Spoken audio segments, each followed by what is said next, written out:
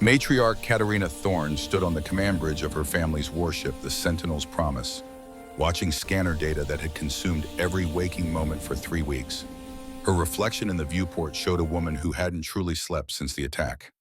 Dark circles beneath steel-gray eyes, jaw set in permanent determination, hands clasped behind her back to hide their trembling. 3 weeks since her daughter vanished into the void.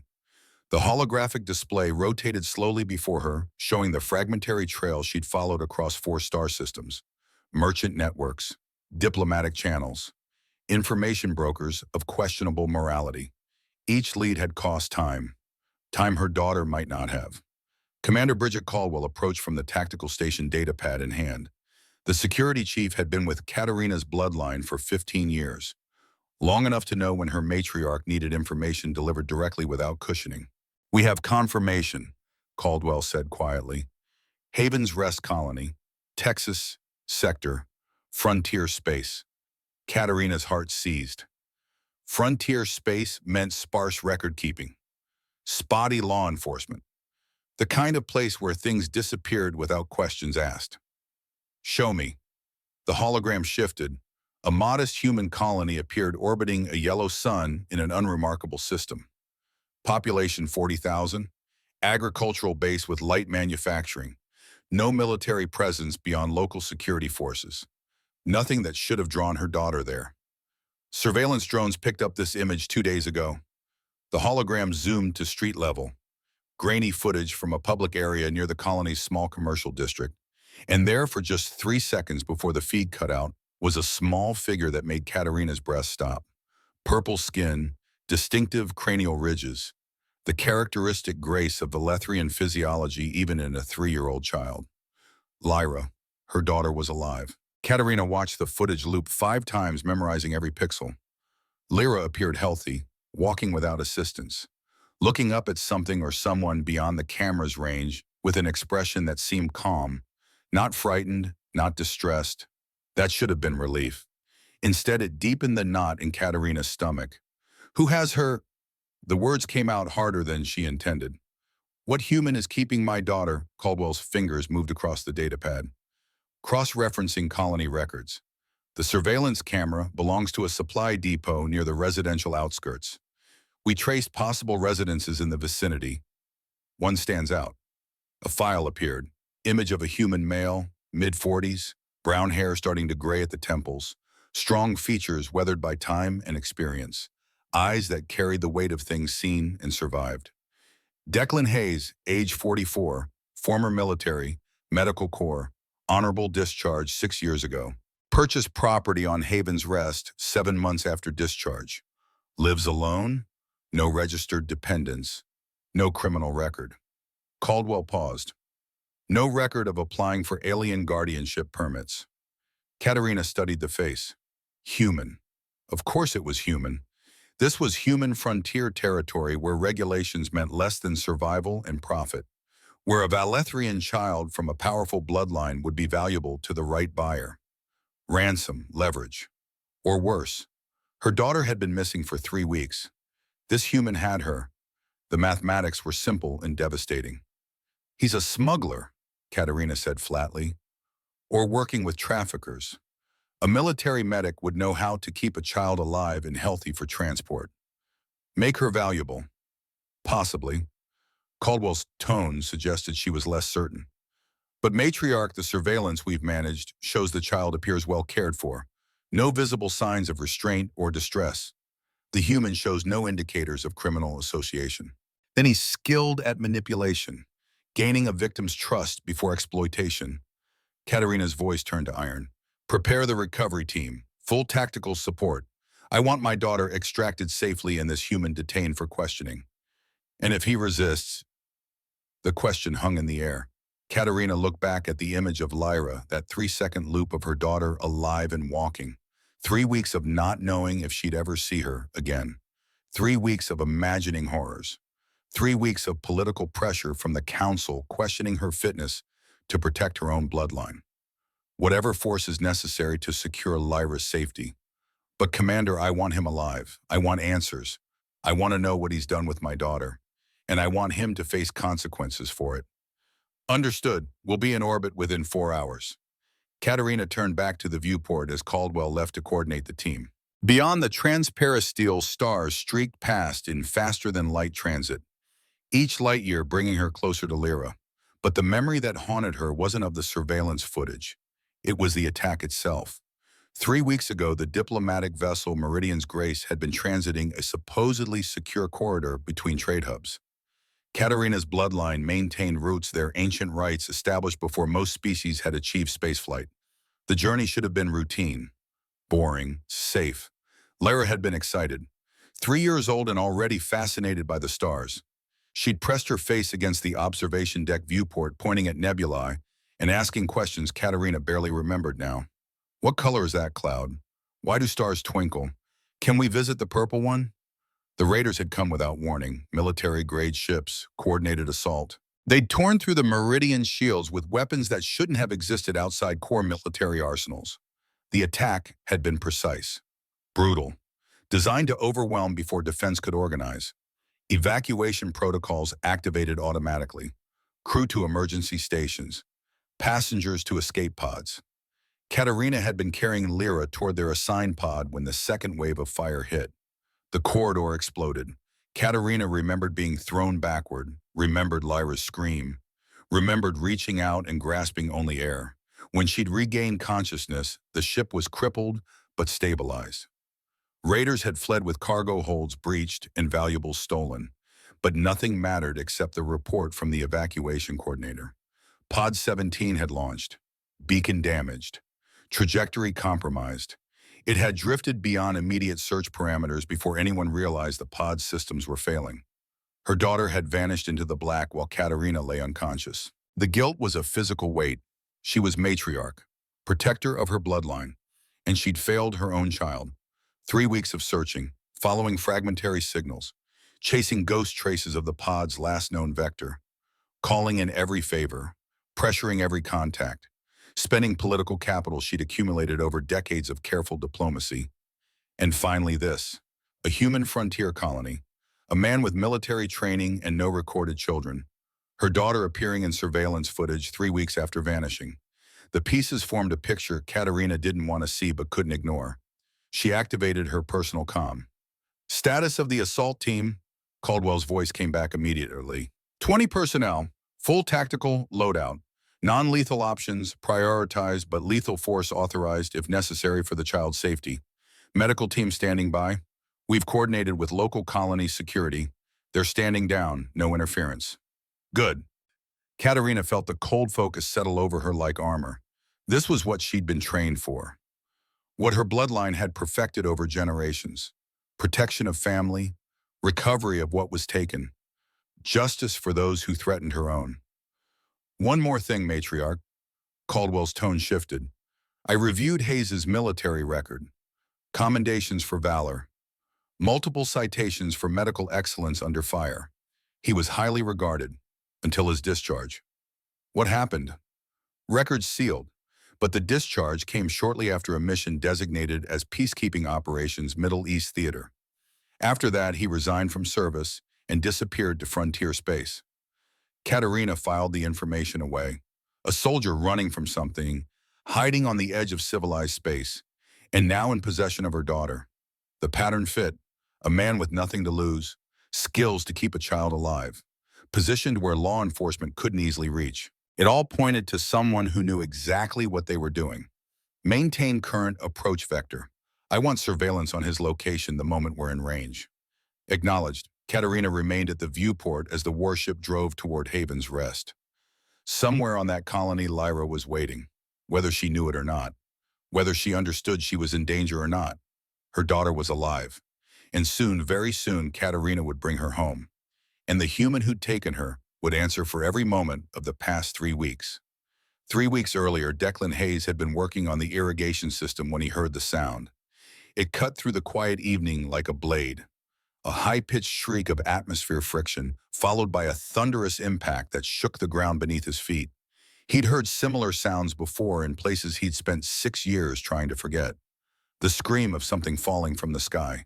The crash of metal hitting Earth too fast. Declan dropped his tools and ran. His property sat on the outskirts of Haven's rest colony, 5 acres of stubborn soil he'd been coaxing into productivity. The crash had come from the east beyond the fence line where the land turned rocky and dropped into a series of steep ravines. Smoke rose in the distance, dark against the evening sky. His mind cataloged possibilities as he ran. Shuttle malfunction, transport accident, cargo pod jettison.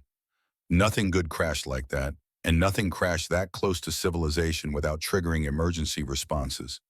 But there were no sirens, no rescue vehicles approaching, just the settling silence of aftermath and the crackle of something burning. The crash site revealed itself as he crested the ridge. An escape pod, clearly of alien design, had carved a furrow through the rocky soil before slamming into a boulder outcropping. The pod's hull was breached. Smoke poured from ruptured seams. Emergency beacon lights flickered weakly, already dying. Declan slid down the embankment, medical training overriding the part of his brain that warned about unstable alien technology and potential hazards. Someone had been in that pod. Someone had survived atmospheric entry in a damaged vessel and hit ground hard enough to crater stone. The pod's hatch hung half open, bent by impact. Declan pulled it wider, muscles straining. The interior was dark, empty, but footprints led away from the wreckage. Small footprints. A child's stride. Christ. The word came out quiet, urgent.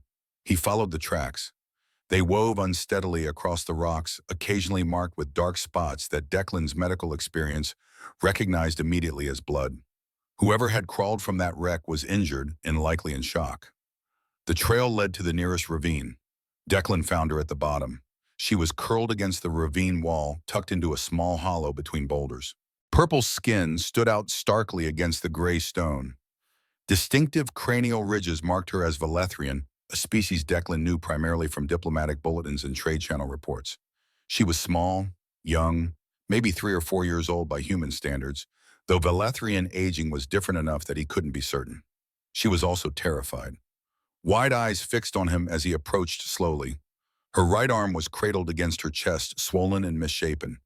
Blood matted the fine hair near her temple. She'd hit her head probably during the crash. Her breathing came fast and shallow, signs of shock setting in. Declan held up his hands, palms forward. Universal gesture of non-aggression. His mind raced through the limited xenobiology training he'd received in the service. Velethrians were oxygen breathers. Similar biochemistry to humans, but different enough that standard human medicine could be dangerous. Hey there. He kept his voice soft, calm. The tone he'd used countless times with injured soldiers and frightened civilians. I'm not going to hurt you. My name's Declan. I'm here to help. She didn't respond, probably didn't understand. Her mouth moved, but no sound came out. Declan slowly reached for his comm unit. Colony Medical Services would have xenobiology specialists, or at least access to databases that could guide treatment. He needed to get her stabilized and transported. But when he activated the comm, nothing happened. He checked the display. No signal. The ravine walls were blocking transmission, or the pod's crash had damaged local infrastructure. He looked at the child again. Her pupils were dilated unevenly. Classic sign of head trauma. The arm was definitely fractured, and blood still seeped from the cut on her scalp. She needed treatment now, not whenever he could climb out of the ravine and get a signal. Okay, he said as much to himself as to her. We're going to do this the old-fashioned way. He shrugged off his jacket and tore it into strips, fashioning a makeshift sling. The child flinched when he approached, but didn't run. Maybe too injured. Maybe recognizing that he was trying to help. Maybe just too shocked to process what was happening. Declan worked with gentle efficiency, stabilized the arm, applied pressure to the head wound with a clean strip of fabric. Checked her pupils again, her breathing the strength of pulse points he could access. Standard trauma protocol adapted on the fly for non-human physiology. You're going to be okay, he told her quietly. I've got you. We're going to get you somewhere safe. She watched him with those wee, frightened eyes. So young, alone, hurt, and clearly unable to understand a word he was saying. Declan carefully lifted her, mindful of the fractured arm. She weighed almost nothing, felt fragile as glass in his hands. He climbed out of the ravine one-handed, using rock holds and stubborn determination. By the time he reached his property, full dark had fallen. The child had stopped shaking, which was either a good sign or a very bad one. He laid her on his workbench inside the equipment shed, where better lighting allowed proper examination. The medical kit he kept was standard issue, designed for humans, but the fundamentals were universal. Stop bleeding, stabilize fractures, monitor for shock and head trauma. He worked with the calm focus of someone who'd done this before in worse conditions. The child's eyes tracked his movements, not fighting, just watching, trying to understand what was happening to her. "Stay with me," Declan said softly. "Don't give up. You're safe now." It took 3 hours to get the comm working properly again. When he finally raised Colony Medical Services, the conversation was frustrating in its limitations. "Valethrian child," the operator's voice crackled with static. "We don't have xenobiology specialists on staff. You need to contact diplomatic services or ship's medical if there are Valethrian vessels in system. Just tell me what medications are safe, what I need to watch for. She has a fractured wrist and possible concussion." The operator put him through to someone who consulted databases, gave him lists of contraindications, warned him about biochemical differences that could turn helpful into harmful. The conversation made clear that proper medical care required resources Haven's Rest didn't have. "Sir, where are the child's guardians?" Declan looked at the small figure on his workbench, now sleeping fitfully under thermal blankets. "I don't know. The escape pod crashed on my property. She was alone. I need to find her family." "Right. I'll flag this for colony security and diplomatic channels. In the meantime, you're authorized to provide emergency care under Good Samaritan protocols. But sir, you need to bring her to medical facilities. Tomorrow, once she's stable enough to move." He spent that first night watching her sleep, making sure she kept breathing, checking that the makeshift splint held, looking for signs of complications he might have missed. By morning, she was still alive, still breathing. The bleeding had stopped. Her pupils were responding more normally. Small victories, but when he tried to communicate, the gulf between them became painfully obvious. She didn't speak any language he recognized. He had no way to ask her name, where she came from, who her family was. She was just a frightened child who'd survived a crash and now found herself in the care of a stranger. Declan made breakfast, carefully researching Valethrian dietary requirements on public databases. Protein synthesis was different. Sugars metabolized at different rates. Some human foods would be safe, others potentially toxic. He settled on simple proteins and grains, watched her eat slowly, cautiously, saw the moment she realized the food wasn't going to hurt her. The small nod of gratitude that needed no translation. "You're welcome," he said quietly. The days that followed established a rhythm born of necessity. Declan filed reports with every authority he could reach. Diplomatic offices across 3 systems, refugee organizations, Valethrian vessel registries, communication networks used by non-human communities. Every response was the same. No reports of missing Valethrian children, no recent incidents involving Valethrian civilian vessels, no family matching her description looking for a lost daughter. It made no sense. She'd crashed in an escape pod. That meant some kind of emergency, attack or accident. Someone should have been looking for her. Someone should have filed reports. But the information networks remained silent. Colony security had been sympathetic, but ultimately unhelpful. "Sir, without family identification or diplomatic contact, there's not much we can do. You're doing the right thing, keeping her safe. Keep filing inquiries. Someone will respond eventually." Eventually, a word that stretched into days, then weeks. Declan converted the unused bedroom into a space for her. The room had been closed for 6 years, filled with things he couldn't look at. He cleared it methodically, packing away memories into storage containers. Created a space that held no ghosts, just safety for a child who needed it. He found children's books in the colony's meager library, learned through patient trial and error what food she could eat safely, discovered that Valethrian children needed slightly cooler sleeping temperatures, that they processed trauma through periods of selective muteness, that they understood far more than they could express in unfamiliar languages. She started calling him something in her own language. The translator software he'd managed to acquire rendered it approximately as protector or guardian. a title he hadn't earned but tried to honor. He named her Lyra after the constellation visible from his property's southern field. She couldn't tell him her real name, and she needed something to be called. She'd accepted it with a small nod that might have been approval. They developed routines, meals at regular times, story reading before sleep with Declan's terrible pronunciation of Velethrian text making her giggle despite everything. Small lessons in basic language, her teaching him her words and him teaching her his. She was bright, quick to learn, already picking up conversational basics, starting to smile more, starting to sleep without nightmares every single night, starting to heal. The second week brought violence. Declan woke to the sound of forced entry in the middle of the night. His old instincts kicked in before conscious thought. He grabbed the sidearm he kept in the nightstand, a relic from his service days that he'd never expected to use again. 5 figures moved through his dwelling with tactical precision, armed, equipped with military-grade weapons, faces hidden behind masks. They'd come for Lyra. Declan didn't give them the chance to find her. The first raider died before he fully understood what was happening. Declan's shot was center mass, clean and efficient. No hesitation, no mercy for people who came into his home with weapons drawn. The fight that followed was brutal and desperate. Declan used everything within reach, furniture as cover and weapons. His service sidearm until it ran dry, an old combat knife he'd kept in the kitchen drawer, his own body as a barrier between the raiders and the room where Lyra was hiding. He took hits, plasma burns that seared through clothing and flesh, impact trauma from return fire that cracked ribs and left him gasping. But he kept fighting, kept positioning himself between them and her, because he'd failed once before. Failed to protect someone small and innocent who trusted him to keep them safe. That failure lived in his nightmares, drove him to the edge of civilization, haunted every quiet moment. He would not fail again.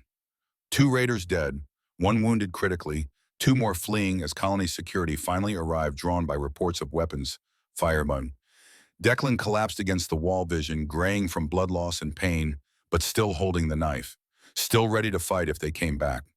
The child, he managed to tell the first responder. Check on the child. They'd found Lyra huddled in the reinforced closet where Declan had hidden her, terrified but physically unharmed. She'd watched through a crack as Declan fought. Seen him take damage that should have killed him. Seen him refuse to fall until the threat was gone.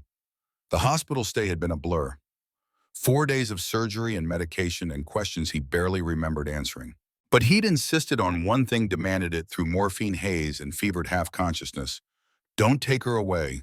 Keep her where I can see her. Make sure she's safe.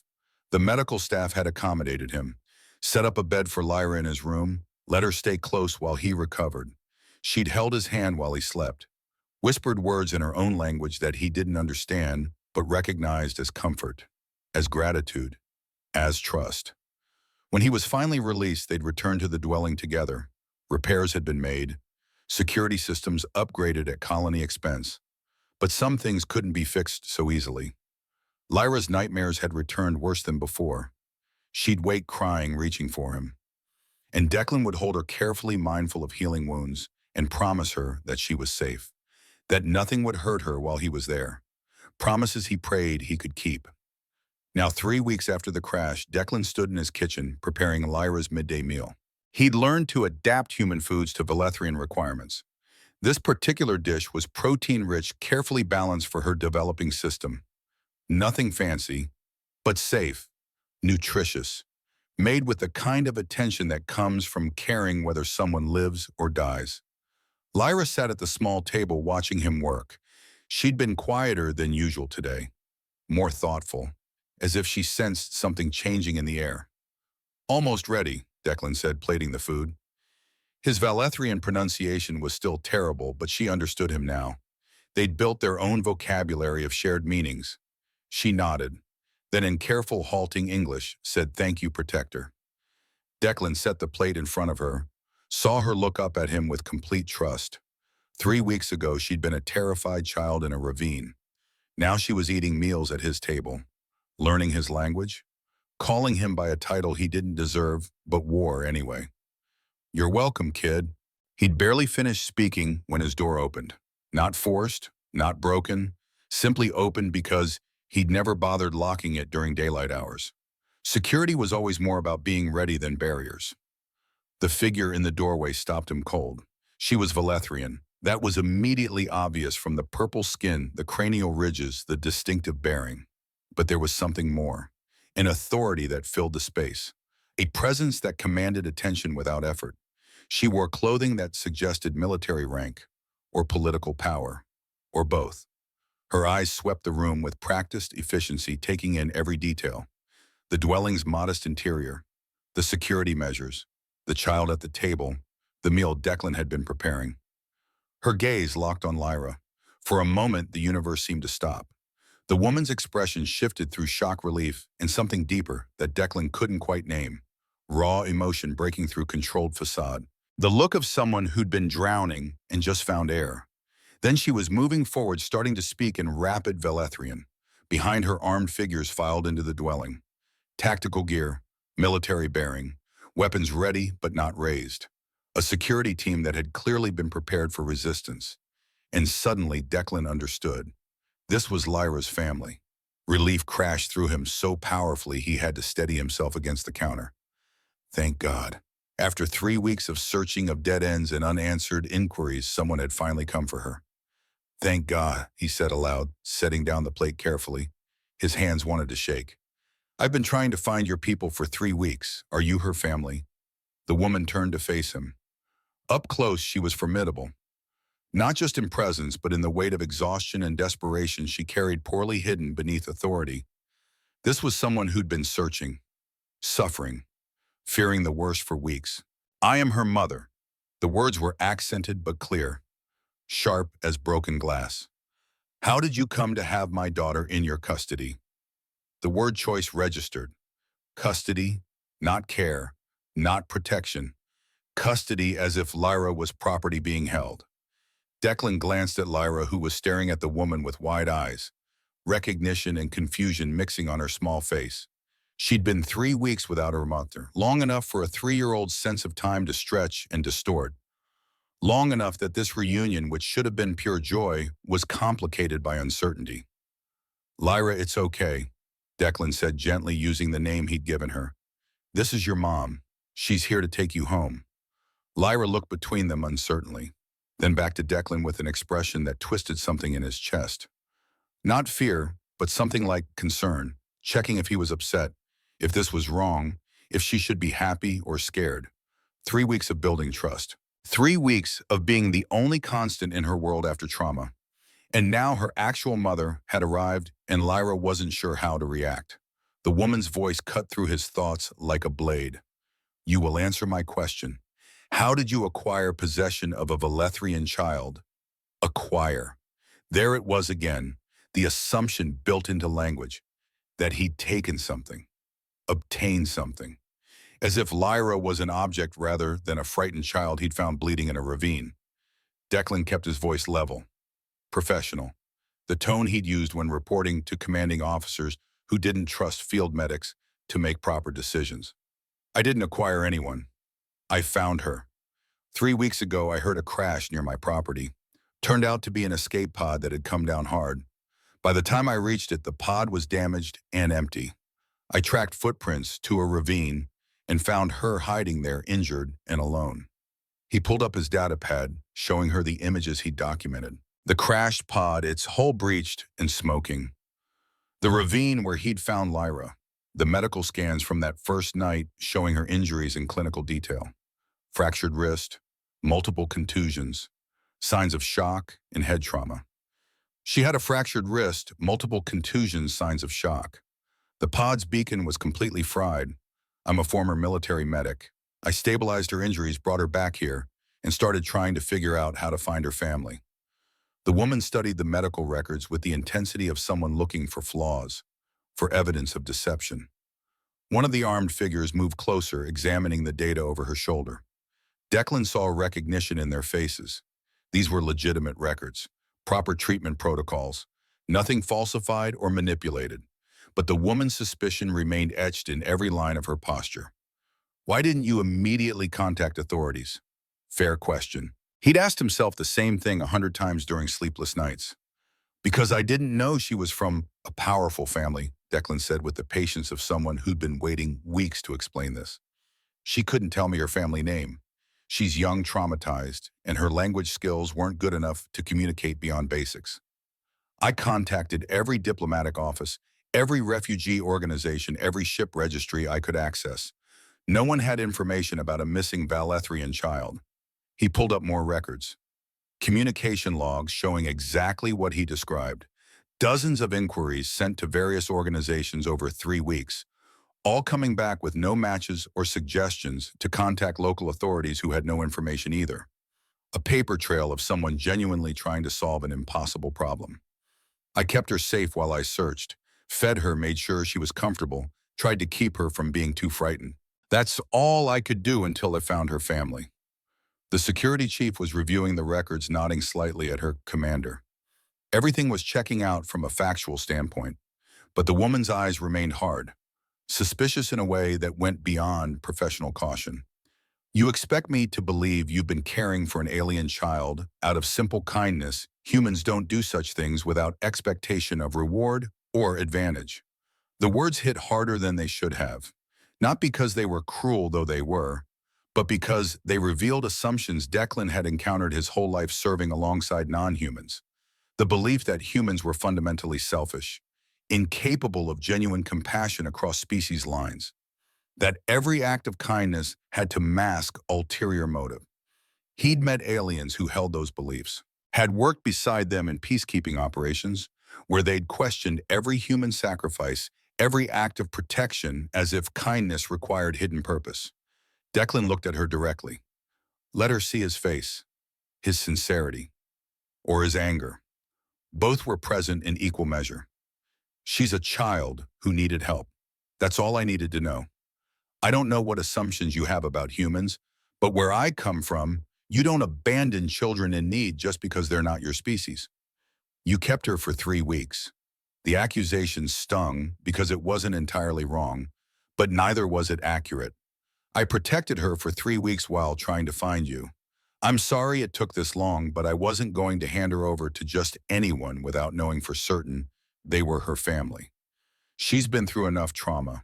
She didn't need more from trusting the wrong people. During this exchange, Lyra had moved closer to Declan, not hiding behind him, but standing near him in a way that suggested trust, comfort, the kind of proximity children seek from people who make them feel safe in uncertain situations. The woman noticed. Declan saw something shift in her expression. Just for a moment, a crack in the wall of certainty, confusion warring with the assumptions she'd carried into this dwelling. You will submit to full investigation, she said finally, voice carrying absolute authority. My team will verify your claims. If you've harmed my daughter in any way— I haven't, Declan interrupted. And yes, investigate whatever you need to. I'm just glad you're here. He looked down at Lyra, felt something in his chest constrict painfully. She needs to go home. The words were true, but they hurt more than he'd expected. 3 weeks wasn't long in the grand scheme of things. But it had been long enough to care, long enough to worry, long enough to fight for someone's life and mean it with everything he had. Long enough to remember what it felt like to protect a child and succeed. The woman gestured to her team with sharp efficiency. Begin verification, medical examination, full background check. I want confirmation of every claim he's made. The security chief moved efficiently, organizing her people. Medical personnel came forward with the scanners that hummed with alien technology. Others accessed Declan's computer systems, pulling data with authorization he hadn't granted, but couldn't refuse. His dwelling became an investigation site in minutes.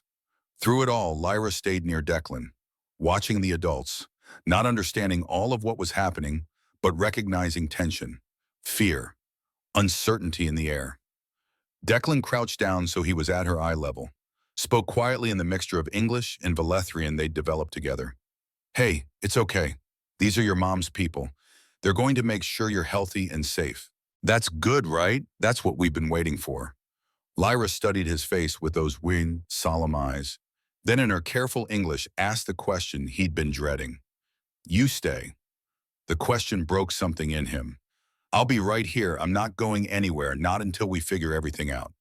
He looked up at the woman, this matriarch who'd arrived with armed soldiers to reclaim her daughter, saw her watching the interaction with an expression he couldn't read. Not anger anymore. Something more complex. Calculation mixed with confusion, mixed with the first stirrings of doubt about her assumptions. She trusts you, the woman said quietly. Almost accusation, almost question. I kept her safe. That's what you do when a child needs protection. Most wouldn't have. Then most need to reconsider their priorities. The medical examination took 3 hours. Katerina watched from the doorway as Valethrian medical specialists ran scanners over her daughter. Lara submitted to the procedure with quiet patience, occasionally glancing toward where Declan stood against the far wall. Not seeking permission, just checking, making sure he was still there. Each time their eyes met, he gave her a small nod. Reassurance without words. The kind of silent communication that comes from time spent together, from trust built through consistent presence. The lead medical officer finally approached Katerina with results displayed on a transparent datapad. Dr. Thalen had served her bloodline for 20 years. His assessment would be thorough and honest. Matriarch the child is in excellent health, well-nourished, proper hydration levels. The previous fracture to her wrist was set correctly and is healing without complication. Bone alignment is perfect. No signs of malnutrition, neglect, or physical abuse of any kind. Psychological state, the medical officer hesitated. Chose words carefully as if aware they would carry weight beyond clinical assessment. She shows attachment behaviors toward the human. This is consistent with a child who has bonded to a protective figure during trauma. The attachment appears healthy, stable. She shows no signs of coercion or manipulation. If anything, her psychological recovery from the crash trauma has been remarkably strong, likely due to consistent care and security. Katerina absorbed this. Every instinct she'd carried into this dwelling, every assumption about what she'd find, was being systematically dismantled by evidence. The translator analysis, she asked. We've been recording her speech patterns. She refers to the human with a word that translates most closely as protector or guardian. There's no fear in her vocalization when speaking about him, no stress markers. She trusts him matriarch. Completely. Trust. Such a simple concept. Such a devastating complication to every assumption Katerina had made. Commander Caldwell approached with her own report datapad filled with investigation results. Background verification is complete. Declan Hayes, age 44. Military service record is extensive. Combat medic, multiple deployments. Commendations for valor under fire. Medical excellence ratings in the 98th percentile. His communication logs are genuine. He contacted 47 different organizations trying to locate Valethrian family or diplomatic contacts. Every inquiry documented. Every dead end recorded. And the raiders, Caldwell's expression hardened. Colony security identified the bodies. Remnants of the group that attacked the Meridian's Grace. They'd been tracking the escape pod's trajectory, intending to either finish their original mission or capture the child for profit. Hayes stopped them. At nearly the cost of his own life. Yes, matriarch. Medical records show he was clinically dead for 90 seconds during emergency treatment. Plasma burns to 40% of his torso. 3 broken ribs, punctured lung, internal bleeding. The doctors didn't expect him to survive the first night. Caldwell paused. He refused consciousness-suppressing medication because he insisted on being aware if the child needed him. Fought the medical staff when they tried to separate them for treatment. Katerina looked across the room at Declan Hayes. He stood quiet and still watching the medical team work with Lyra. Nothing in his bearing suggested someone who'd died and been dragged back. No signs of seeking recognition for what he'd endured. No expectation of gratitude or reward. He just looked tired and concerned, as if the only thing that mattered was whether Lyra would be frightened by all the strangers examining her. I want to speak with him, Katerina said, privately. Caldwell organized it efficiently. A small room off the main dwelling, probably meant as an office or storage. Sparse furnishing, single window looking out over the property's fields where irrigation equipment sat abandoned since this morning's interruption. Katerina entered first, positioning herself where she could see both the door and window. Old habits from years of careful diplomacy in uncertain spaces. control the angles, control the conversation. Declan entered without hesitation. No defensive posture, no calculation of angles and exits. He simply walked in and stood waiting for her to speak. The stance of someone who'd done nothing wrong and knew it. Sit, Katerina said, indicating the chair opposite her. He sat, met her gaze directly. No deference, no aggression, just the steady regard of someone who'd been judged many times and learned not to flinch from it. Katerina studied him in the quiet moment. The lines around his eyes spoke of time spent squinting at horizons. Scars visible on his forearms suggested a life that included violence. But his hands, when they'd held Lyra earlier, had been gentle, careful, the hands of someone accustomed to healing rather than harm. Why? The question came out harder than she intended. Why risk your life for an alien child you'd known for 2 weeks? Because she needed someone to keep her safe. His answer was immediate, simple, as if the question itself was strange. Because those raiders would have killed her or worse. Because I was there and could do something about it. That's not an answer. That's a statement of obvious fact. Then I don't understand the question. Declan's tone remained level, patient. She was in danger. I was the only thing standing between her and people who wanted to hurt her. What else was I supposed to do? Most beings wouldn't risk death for a child not of their own species, not without obligation or expectation of reward. Something shifted in Declan's expression. Not anger. Something quieter and more dangerous. Disappointment, perhaps. The look of someone tired of having to explain basic morality to those who should understand it instinctively. Then most beings need to reconsider their priorities. He leaned forward slightly, his intensity controlled, but present. She's a child. She was afraid. She'd been hurt and abandoned in a place she didn't understand, surrounded by people whose language she couldn't speak. Then raiders came to hurt her again, and I was the only barrier between them and her. You tell me what the right choice was in that situation. You could have died. But she didn't. That's what mattered. The simplicity of it was infuriating and compelling. Katerina had dealt with politicians and military commanders her entire adult life, people who calculated advantages, who weighed costs against benefits, who made decisions based on strategic value and political necessity. This human spoke as if none of that existed, as if the only calculation that mattered was whether a child lived or died. Everything else was noise. You don't know my daughter, Katerina said carefully, testing his reasoning. You don't know her bloodline, her value, the political implications of her safety. You knew nothing about her except that she was young and vulnerable. Yes. And that was enough. Of course it was enough. What else would I need to know? She was hurt and scared and alone. Those are the only facts that mattered. Katerina found herself without response. The question was genuine. He truly didn't understand why she was questioning his actions. In his worldview, apparently the presence of a child in need was sufficient justification for any sacrifice. It was, she realized with uncomfortable clarity, deeply alien to her understanding of human nature, or what she'd believed was human nature. I need to know your full background, she said, changing approach.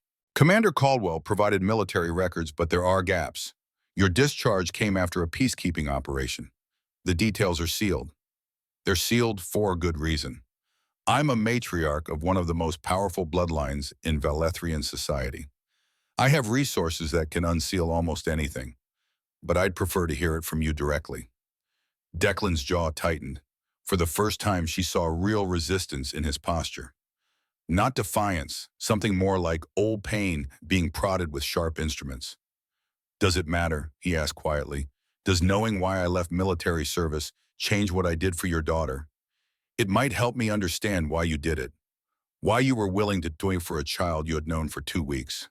The silence stretched. Declan looked toward the window out at the fields he'd been tending when his life intersected with Lyra's. When he finally spoke, his voice carried weight that had nothing to do with volume. 6 years ago, I was deployed to a peacekeeping mission. Middle East theater. Regional conflict that had been bleeding for years. Multiple factions. Civilian populations trapped in the middle. We were supposed to be neutral. Medical support, humanitarian aid. The things that sound good in diplomatic briefings and look very different on the ground.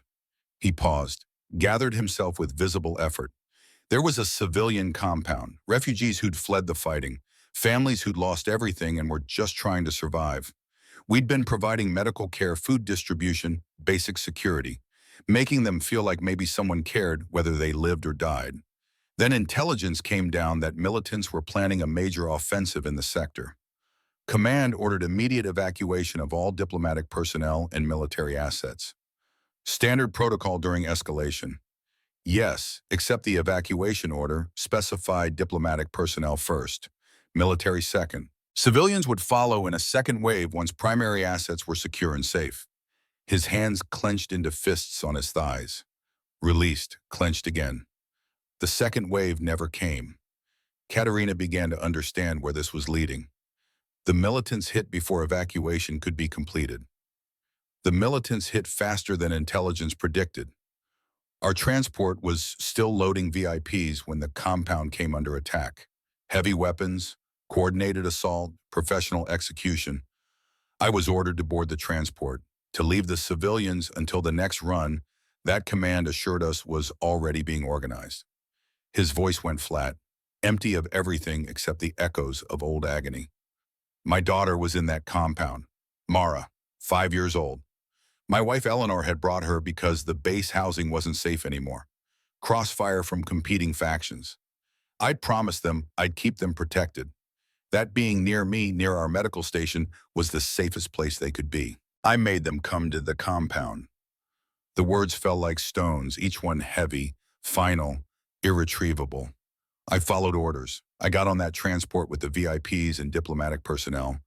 We lifted off, and I watched through the viewport as the compound's defenses failed, as the militants breached the walls, as everything I'd promised to protect burned. The second wave never launched. The tactical situation deteriorated too fast. Command made the call that trying to evacuate civilians would risk too many military assets, so they sealed the sector and withdrew to defensive positions, left everyone in the compound to whatever mercy the militants might show. Katerina felt something cold settle in her chest. Your daughter. Mara died in the initial bombardment, quick probably. The doctors who reviewed the remains said she wouldn't have suffered long. Just terror and pain and wondering why her father wasn't there to protect her like he'd promised. His voice was hollow. This was a man reciting facts about someone else's tragedy because the alternative was drowning in them. Eleanor survived long enough to be evacuated 3 days later when they finally secured the sector. She looked at me once, in the field hospital, didn't say anything, didn't need to. I saw it in her eyes. The question, why are you here and she isn't? It wasn't your fault. You followed legitimate military orders. I chose duty over my daughter. The words were flat, absolute, carrying the weight of 6 years of self-judgment. I chose to follow orders instead of staying behind to protect her. That's the truth of it. That's what I have to live with. I made a choice and she died because of it. Declan looked back at Katerina. His eyes were dry, but carried devastation that no amount of time had healed. The kind of wound that becomes part of someone's foundation. So when you ask me why I risked my life for your daughter, that's your answer. Because I already failed once. Because I chose wrong once. Because I know exactly what it feels like to realize you weren't there when someone you should have protected needed you most. And I will never make that choice again. I will never choose my own safety over a child who needs protection. Not ever. You tried to save her afterward. No, I followed orders and hoped someone else would save her. That's not the same thing. That's cowardice dressed up as duty. The distinction mattered to him. Katerina could see that. This wasn't survivor's guilt or post-traumatic stress. This was something deeper, a fundamental reshaping of moral priorities after catastrophic failure. He'd built his entire existence around never repeating that failure regardless of cost. What happened after? She asked quietly. Court-martial for insubordination. Apparently I made quite a scene after we returned to base. Refused orders. Attempted to assault my commanding officer. Tried to take a transport back to the compound alone to find survivors. He shrugged with bitter humor. Command wanted dishonorable discharge. Would have destroyed any chance at military benefits or future employment. A sympathetic officer negotiated it down to honorable discharge on condition I never served again and left core systems permanently. So you came here, to the edge of civilized space. So I came here, far enough from everything that reminded me what I'd lost. Far enough that no one would ask questions about why a decorated combat medic was farming useless soil on a colony no one cares about. Far enough that I could pretend the nightmares were just dreams. Katerina processed this. The military record made sense now. The exile, the isolated dwelling, a man running from ghosts to a place where ghosts couldn't follow, except ghosts always followed. Lyra isn't your daughter, Katerina said carefully. I know that. Saving her doesn't absolve you of what happened to Mara. I know that too. Declan's voice was steady, certain, the certainty of someone who'd thought through these questions countless times in the dark. But standing between her and harm was the right thing to do. Not because it balances some cosmic equation or earns forgiveness I don't deserve, just because it was right. That has to be enough because it's all I have. The pieces assembled in Katerina's mind. This wasn't heroism in any traditional sense. This was penance given physical form. A man so haunted by failure that he'd fight to death rather than fail again. The psychology was complicated and probably unhealthy, but the result had been that her daughter lived. You have a death wish, she said. No. He shook his head firmly. I have a debt. Every child I keep safe is one step closer to paying it back. I'll never pay it back completely. The math doesn't work that way, but I can keep trying. I can make sure what happened to Mara doesn't happen to other children who need someone to stand between them and harm. That's not sustainable long term. Probably not, but it's all I have, and it's better than the alternative. Before Katerina could respond, Commander Caldwell knocked and entered without waiting for permission. Her expression carried urgency. Matriarch, the legal scholars have arrived via secure transmission. They need to speak with you immediately. They say it's regarding law and protocol around the Hayes situation. Katerina stood, looked at Declan one last time, saw a man who'd been broken by choices he couldn't unmake, and rebuilt himself around principles that made no logical sense, but absolute moral sense. We're not finished, she said. I didn't think we were. The legal scholars convened in a secured area of the Sentinel's Promise, which had landed at the colony's main port. 3 of the most respected jurists in Valethrian law summoned from various locations once Katerina had sent word about the situation. They appeared via holographic projection, their images solid and clear around the conference table. Magistrate Aldrich Morven, eldest of the 3, studied the compiled evidence with methodical precision. Medical reports, investigation logs, combat footage that Katerina had watched 3 times now, each viewing more devastating than the last. Declan's background, every detail her team had gathered. The law is clear, he said finally. Uncomfortably clear, given the unprecedented nature of the circumstances. Explain. Katerina kept her voice neutral. She'd suspected where this was heading the moment she'd seen that combat footage. Had known with absolute certainty when she'd watched Lyra's complete trust in the human. But she needed to hear it spoken aloud by those who'd spent their lives interpreting law. The law of kinship defense. Morven said, his holographic form, gesturing to display ancient text, is among the oldest statutes in our legal tradition. Predates the Great Unification by centuries. Predates spaceflight by millennia. It exists in some form across every major Valethrian culture throughout recorded history. The hologram shifted, displaying flowing Valethrian script that glowed with ceremonial significance. The principle is elegantly simple. When an individual not bound by obligation of blood law or employment risks their life to protect a child of another bloodline, that individual is recognized as defender, honorary kin. The law grants them legal standing equivalent to family members born into the bloodline. I know the law, Katerina said. I need to know if it applies here.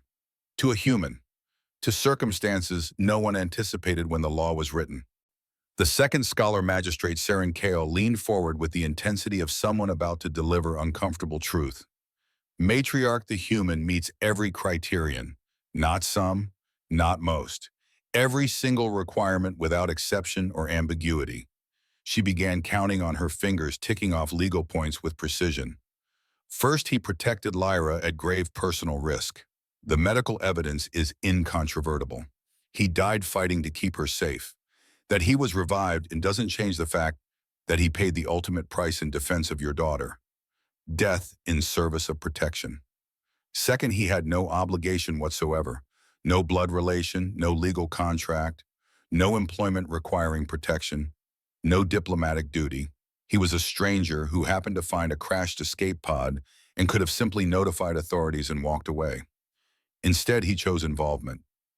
Third, he acted without expectation of reward. The evidence shows he actively tried to find her family for 3 weeks, knowing that finding you would mean giving her up and receiving nothing in return. He gained nothing from protecting her except risk cost and near death. Fourth, his actions demonstrate genuine compassion. The quality of care he provided goes far beyond mere survival. The emotional support, the patience with a traumatized nonverbal child, the research into proper nutrition and environmental needs. This wasn't merely keeping her alive. This was shepherding her through trauma toward healing. Magistrate Kale sat back, her expression grave. By every legal and ethical measure we've developed over millennia, Declan Hayes is Lyra's defender. The law recognizes him as such. The question isn't whether he qualifies. The question is whether you'll honor law or break it. The third scholar magistrate, Ren Thayer, spoke for the first time. His voice carried the weight of someone who'd studied law and its implications for decades, who understood that legal theory and practical reality often collided in uncomfortable ways. Matriarch, you need to understand what recognition entails. This isn't honorary in the symbolic sense. This isn't a medal or a title you bestow, and then everyone moves on with their lives. If you formally recognize Hayes as defender, he gains legitimate legal standing in your bloodline with rights and responsibilities that last until death. What does that mean practically? Katerina asked, though she suspected she already knew. He has rights to see Lyra regularly, to be informed of decisions affecting her welfare, to be consulted on matters of her protection, education, and major life events. Not as a visitor, not as a family friend, as family with all the legal protections and privileges that entails. He can contest decisions he believes harm her. He can demand access if you attempt to prevent contact. He becomes, in legal terms, her honorary guardian with standing to challenge even your authority if he believes you're failing in your duties as mother. The implications settled over Katerina like a weight. And my obligations to him, you must honor his service publicly. Recognize his sacrifice in formal ceremony witnessed by the bloodline. Treat him as one who has earned a place in your family through the most sacred form of compassion. To refuse recognition would violate principles our people have held since before recorded history. It would dishonor his sacrifice. It would tell Lyra and every Valethrian that human life and human virtue don't matter, that our principles apply only when convenient. I'm matriarch of one of the most powerful bloodlines in Valethrian society. Katerina's voice was tight with the weight of what she was hearing. Recognizing a human as honorary kin is unprecedented. The political ramifications alone are irrelevant to law, Morven interrupted gently but firmly. Matriarch, I understand the complications. I understand the political pressure you'll face. I understand that this decision will anger conservatives in the council and embolden reformists and create uncertainty about bloodline boundaries.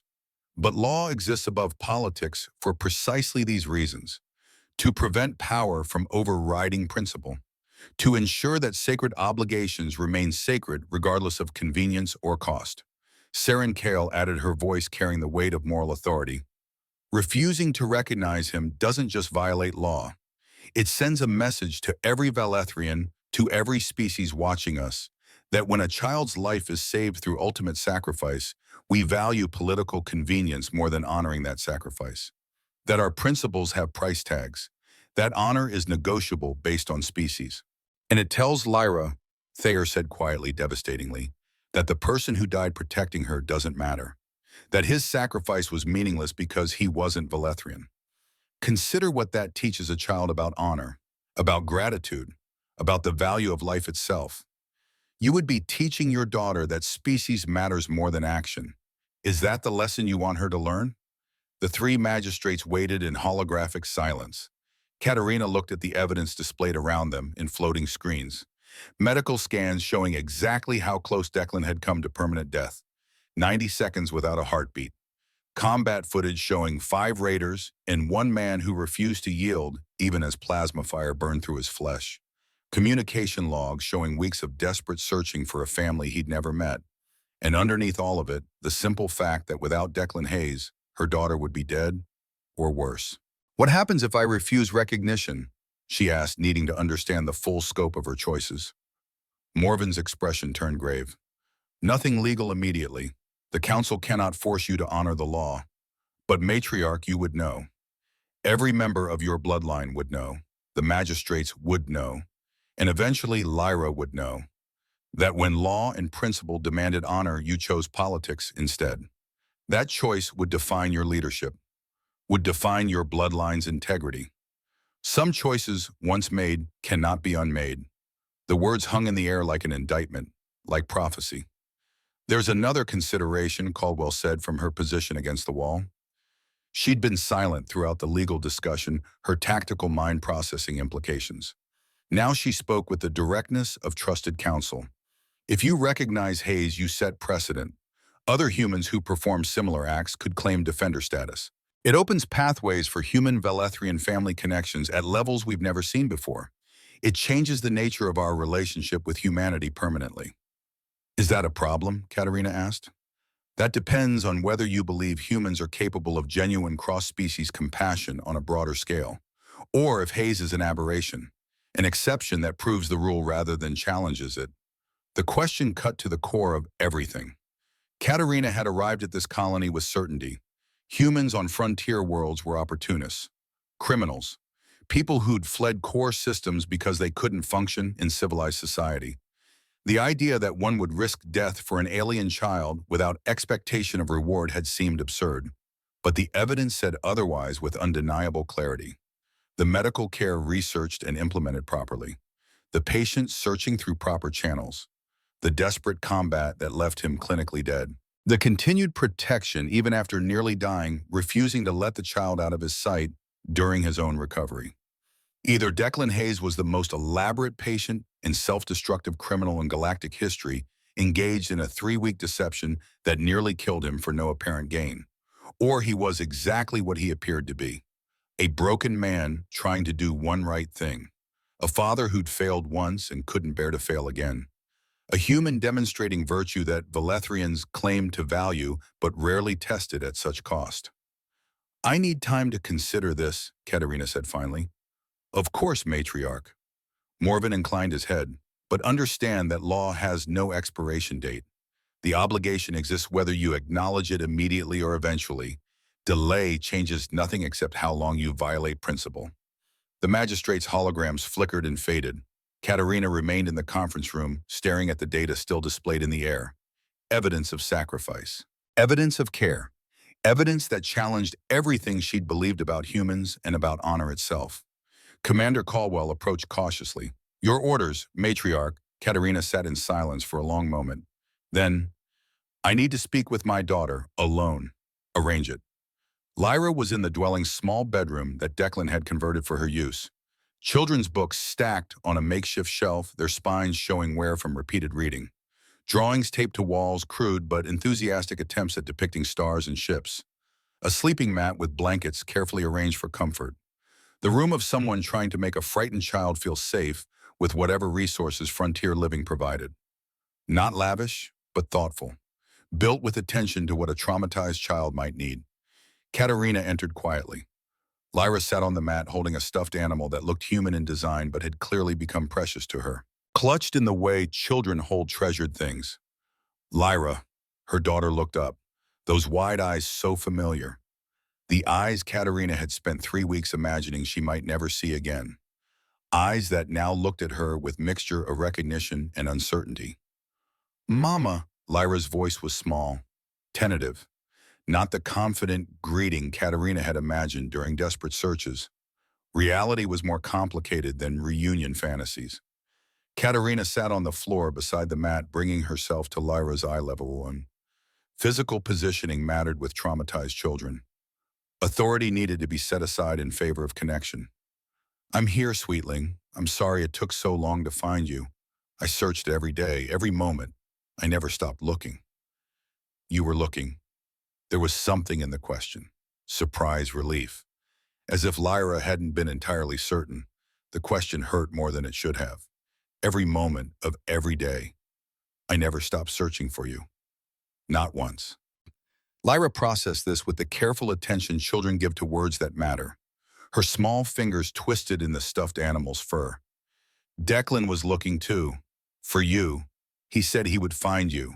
He promised he wouldn't stop until you came. He kept his promise. Declan keeps promises.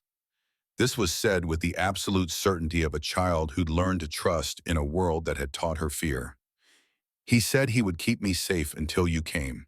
He did that too, even when bad people came, even when he got hurt. Katerina reached out slowly, giving Lyra time to pull away if she wanted. When her daughter didn't retreat, Katerina gently took one small hand in hers. The touch was electric. 3 weeks without holding her daughter. 3 weeks of fearing she never would again. I need to ask you something, Katerina said softly, and I need you to answer honestly, sweetling. Did Declan ever hurt you, ever scare you, ever make you feel unsafe in any way? No. The response was immediate, firm, carrying the clarity of simple truth. Declan is nice. He fixed my arm when it hurt. He made food I could eat even though he had to learn what was safe. He read me stories even though his pronunciation is really terrible, and I laughed at him, but he didn't get mad. Despite everything, Katerina felt her mouth twitch toward a smile. He mentioned his pronunciation was bad. Really bad, Mama. Really, really, really him. But he tried every time. He always tried to say the words right, even when I giggled. Lyra's expression turned serious with the gravity children bring to important matters. When the bad people came, Declan told me to hide in the safe place. I hid where he showed me. I heard fighting. I heard him yelling. I heard loud noises that scared me so much. But Declan didn't let them find me. He promised nothing would hurt me. He kept his promise even when it hurt him. He was hurt very badly keeping that promise. I know. I saw him after in the hospital. He looked scary with all the bandages and machines, blood on the sheets, even though they tried to hide it. But he still smiled at me when I came in, still said I was safe. Even when he was hurt so bad, he made sure I knew I was safe, that I didn't have to be scared. Children saw truth with clarity that adults lost somewhere in the complications of living. Lyra had been present for everything. The crash, the rescue, 3 weeks of care in a stranger's dwelling. The raider attack she'd hidden from, but heard. The aftermath when Declan had nearly died.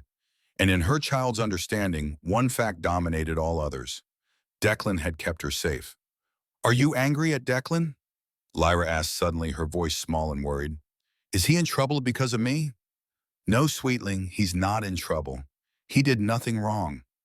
Some of your people have weapons. They look at him like he did something bad.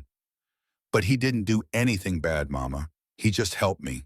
He just kept me safe until you could come. That's not bad. From a child's perspective, the situation was heartbreakingly simple. Adults wearing military gear and carrying weapons meant someone was in trouble. Lyra had seen enough violence to recognize the preparations for it. They're here to make sure everything is safe, Katerina said carefully. To make sure you're healthy and that Declan did everything right. It's just procedure. He did everything right. Lyra's voice carried absolute conviction, built on 3 weeks of experience. He always made sure I ate. He taught me words so we could talk. He let me sleep in his room when I had nightmares, and I woke up screaming. He never got angry when I was scared or couldn't stop crying. He just stayed with me until I felt better. Every time. Each sentence was a small blade slicing through Katerina's assumptions. She'd spent 3 weeks in agony while her daughter was being cared for by a stranger. A human stranger who'd apparently understood exactly what a traumatized child needed and provided it without question or expectation of reward. Do you want to come home with me? Katerina asked. Back to our ship, back to our family and our world. Lyra nodded slowly. Yes, I missed you, Mama. I missed home. I missed my room and my things and everyone. But the child's perceptiveness was both gift and curse. Lyra looked toward the doorway, toward where Declan was somewhere in the dwelling, being questioned and evaluated and judged by people who didn't understand what he'd done. But Declan will be alone again. He's always alone here. Even when I'm here with him, he's alone in a different way. Like he's waiting for something that won't come back. Like he's sad about things he doesn't talk about. 3 years old, and she'd seen what Katerina was only beginning to understand. Declan Hayes was a man haunted by absences, by things lost that couldn't be recovered, by failures that echoed in every quiet moment. And for 3 weeks, Lyra had been proof that sometimes things could be saved, that sometimes the choice to protect mattered and succeeded, that sometimes the outcome wasn't loss and failure. "What if I told you," Katerina said slowly, feeling her way through implications, "that Declan could still be part of your life, not living with us, not every day, but still someone you could see, someone who would always care about your safety, someone who would always be there if you needed him?" "Like family, Shoa?" Lyra asked, her face brightening with hope. The word hung between them. Family. The concept that Valethrian law and tradition had spent millennia defining and refining and protecting. Family by blood, family by choice, family by marriage, and now potentially family by action, by sacrifice that earned standing no amount of bloodline purity could challenge. "Yes," Katerina said, feeling the weight of decision settling into place. "Like family. Real family with all the rights and protections that means." Lyra's face brightened with uncomplicated joy. "I would like that. Declan should have family. Everyone should have family. He's sad about the family he lost. Maybe we could be new family. Different but still real." Simple wisdom from a 3-year-old. Everyone should have family. Katerina stood feeling certainty crystallize from weeks of doubt and assumption. She'd come to this colony expecting one scenario, had found something entirely different. And now law principle and her daughter's simple clarity all pointed in the same direction.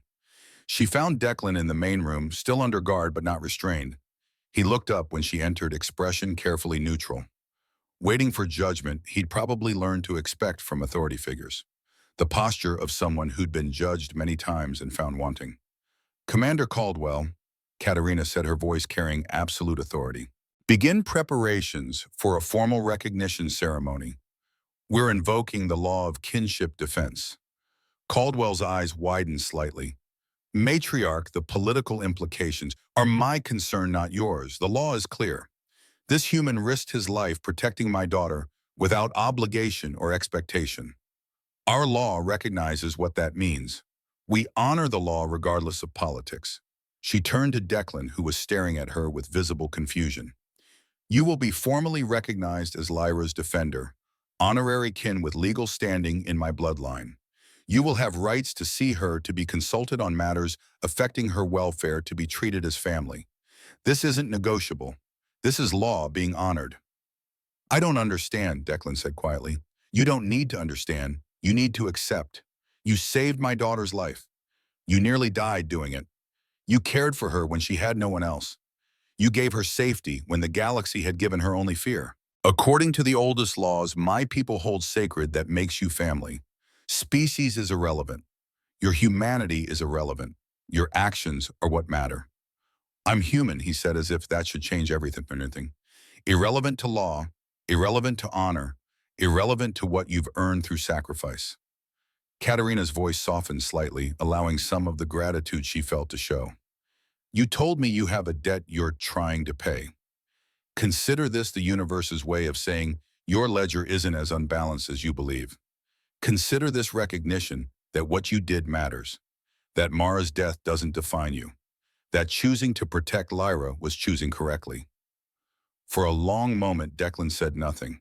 His expression cycled through confusion, disbelief, and something that might have been the first stirring of hope he'd felt in 6 years. Then he looked past Katerina to where Lyra had emerged from the bedroom, watching the adults with uncertain hope and the stuffed animal still clutched in her arms.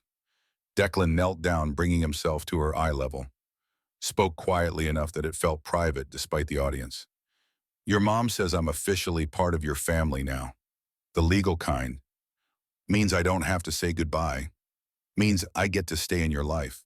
Lyra's face brightened with pure joy. "You stay. I stay. Different house, but same promise. Always." Lyra ran to him, wrapped small arms around his neck in a hug that spoke of trust and affection and the simple joy of a child who'd found safety in darkness and wasn't losing it. Declan looked at Katerina over Lyra's head. His eyes held questions, confusion about Valethrian law he didn't understand, and underneath it all, something that might have been the first stirring of peace he'd felt in 6 years of exile. "Thank you," he said simply. Katerina nodded once. "Thank my daughter. She's the one who taught me that family isn't about species or bloodlines. It's about who shows up when you need them most. You showed up. That matters more than biology." She turned to leave, then stopped at the doorway, looked back at this human who'd accidentally changed galaxies by making one simple choice. "And Declan, your pronunciation really is terrible. We'll work on that." Despite everything, she saw him smile, a small, genuine expression that transformed his face from haunted to human, from broken to healing. "Yes, ma'am," he said. "I'll keep trying." And for the first time since arriving at Haven's Rest, Katerina felt something other than fear and anger and desperate relief. She felt hope that maybe, just maybe, the galaxy was larger and stranger and better than she'd believed. The announcement went through official channels first, diplomatic networks that connected bloodlines and governments, communication systems that carried news across star systems in minutes, the formal language of Valethrian bureaucracy that transformed personal decisions into matters of public record and historical significance. Matriarch Katerina Thorne of the Valethrian bloodline hereby invokes the law of kinship defense in recognition of Declan Hayes Human for actions undertaken in protection of Lyra, Thorne, daughter of the bloodline. Formal ceremony to be conducted aboard the Sentinel's Promise in 3 standard days. Attendance open to bloodline members and diplomatic observers from all species maintaining treaty relations. The response was immediate and volcanic. Katerina's personal communications console lit up with incoming messages within minutes of the announcement. Bloodline council members demanding emergency meetings. Political allies questioning her judgment with barely disguised concern. Rivals sensing opportunity in what they perceived as weakness or madness.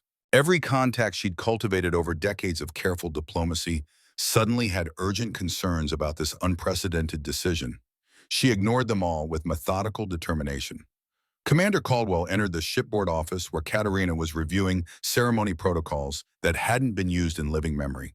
The security chief's expression carried the careful neutrality of someone about to deliver unwelcome news she knew would be ignored.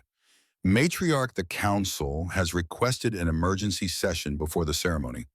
They're invoking procedural rights to review decisions affecting family status and bloodline composition. Councillor Theron Vallis is leading the opposition. Denied. They're within their rights to demand review. As Bloodline Council, they have standing to question major decisions before implementation. Katerina looked up from the data pad displaying ancient ceremonial requirements. The law doesn't require council approval for defender recognition. It requires only that the matriarch acknowledge what the law already establishes. Hayes meets every criterion established over millennia. The decision is made. Implementation proceeds. They argue that precedent this significant requires consideration of long-term implications, that this decision will affect human-Valethrian relations for generations, that you're acting on emotion rather than strategic judgment. They're correct. This will affect relations for generations. Katerina set down the datapad with deliberate precision. That's precisely why we must honor the law without compromise. If we bend principle for political convenience, we tell the galaxy that Valethrian honor has conditions, that our oldest laws apply only when they're comfortable or strategically advantageous. That sacrifice matters only when it comes from acceptable species. Caldwell studied her matriarch with the assessing gaze of someone who'd served long enough to speak candidly. "You've changed your mind about humans, about their capacity for virtue." It wasn't a question, but Katerina answered anyway because the truth mattered. "I've changed my mind about what humans are capable of when principle guides action. I came to Haven's Rest believing I understood them. Opportunistic, selfish at their core, incapable of genuine compassion beyond their own species, because compassion across species boundaries served no evolutionary purpose." She paused, meeting Caldwell's gaze. "Declan Hayes proved me wrong. Not through words or promises, through action, through sacrifice, through 3 weeks of caring for a frightened child when he had every reason to abandon her and every justification for doing minimum necessary. One human doesn't represent an entire species. No, but one human can demonstrate that our assumptions were flawed, that our prejudices blinded us to possibilities we never seriously considered, that we built policy on incomplete understanding of human nature. Katerina picked up the datapad again, scrolling through ceremony requirements. The council wants to discuss politics. I'm going to honor a man who died protecting my daughter. There's nothing to discuss that changes that obligation. They won't accept this easily. Valis has significant support among conservatives. I know, but they'll accept it eventually, because the alternative is admitting publicly that Valethrian principles are negotiable based on convenience, and that admission would destroy us far more thoroughly than recognizing one human as honorary kin. Caldwell nodded once acceptance without agreement. The ceremony preparations are proceeding. We've received requests from 23 different species diplomatic corps asking to observe.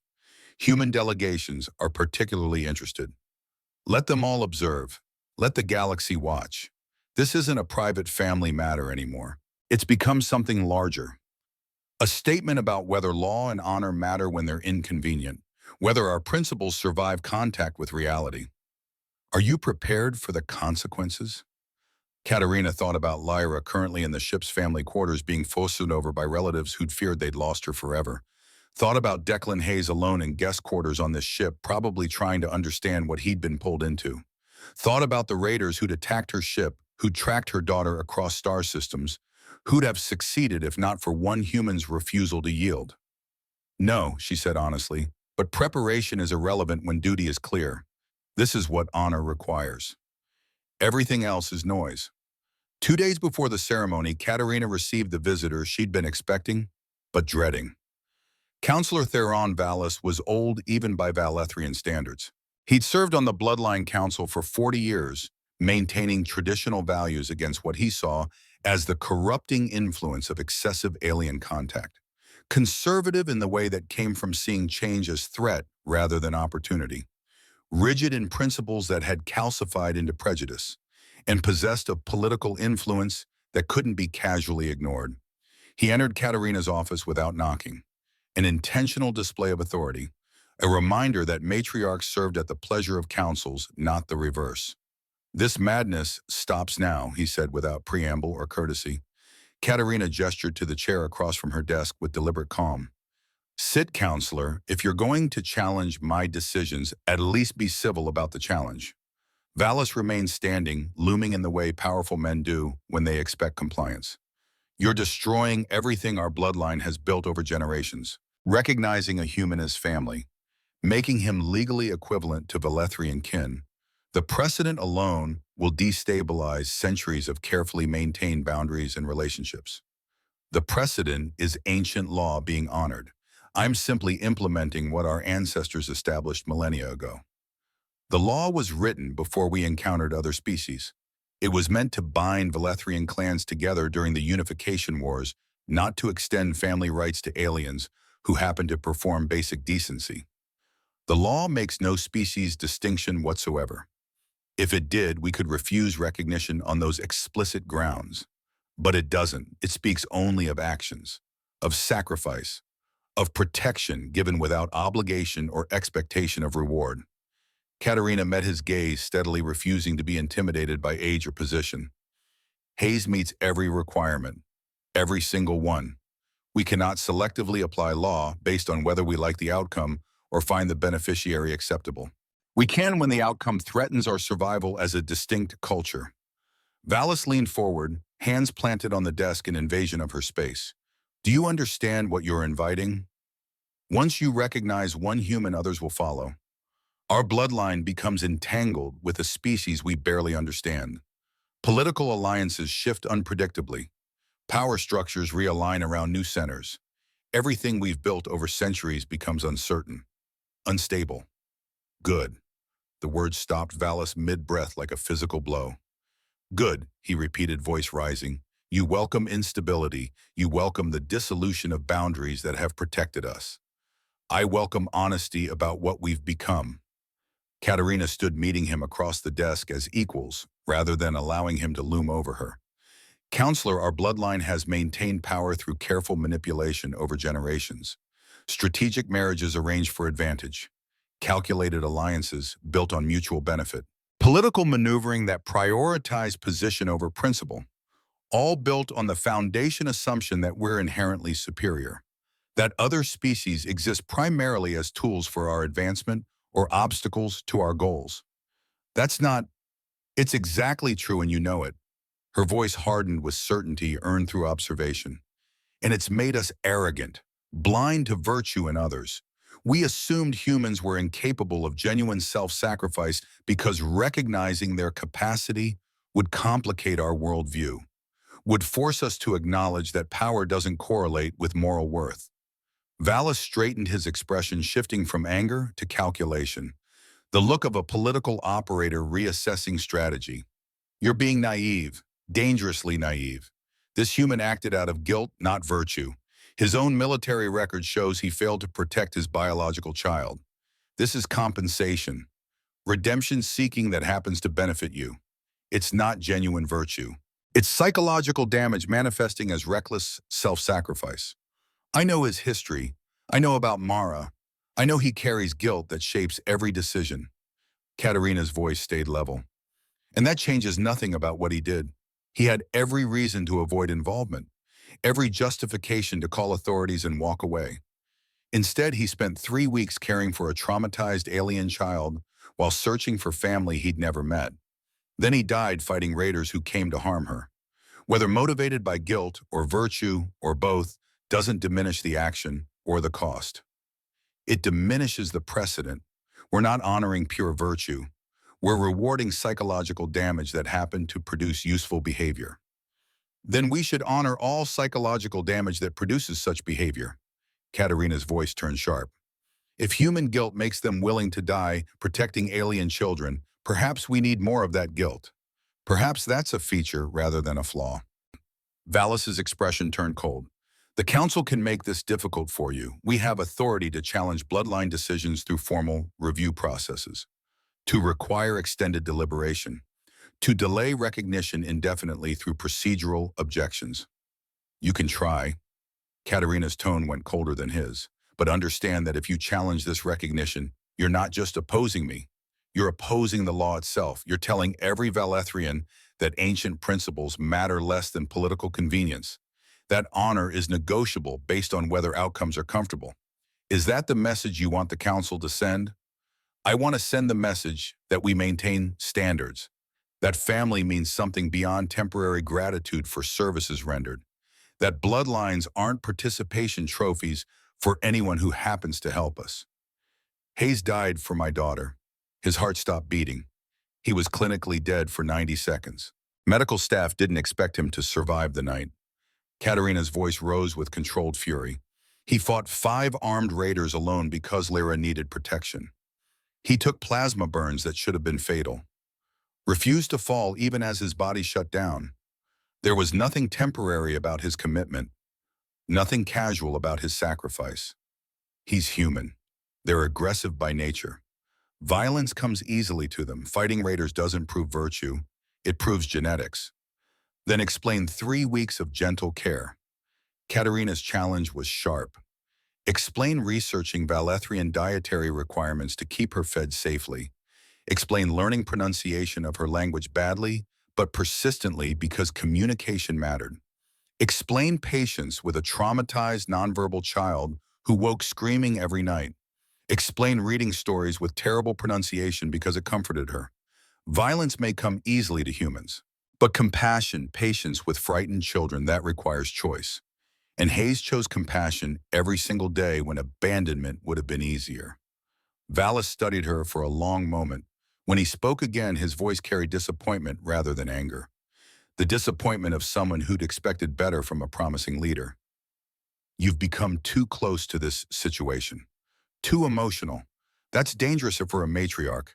It clouds judgment, makes you vulnerable to manipulation.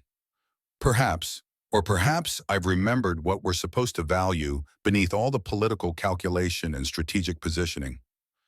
Katerina sat back down, the conversation over from her perspective. The ceremony proceeds on schedule. Attend or don't.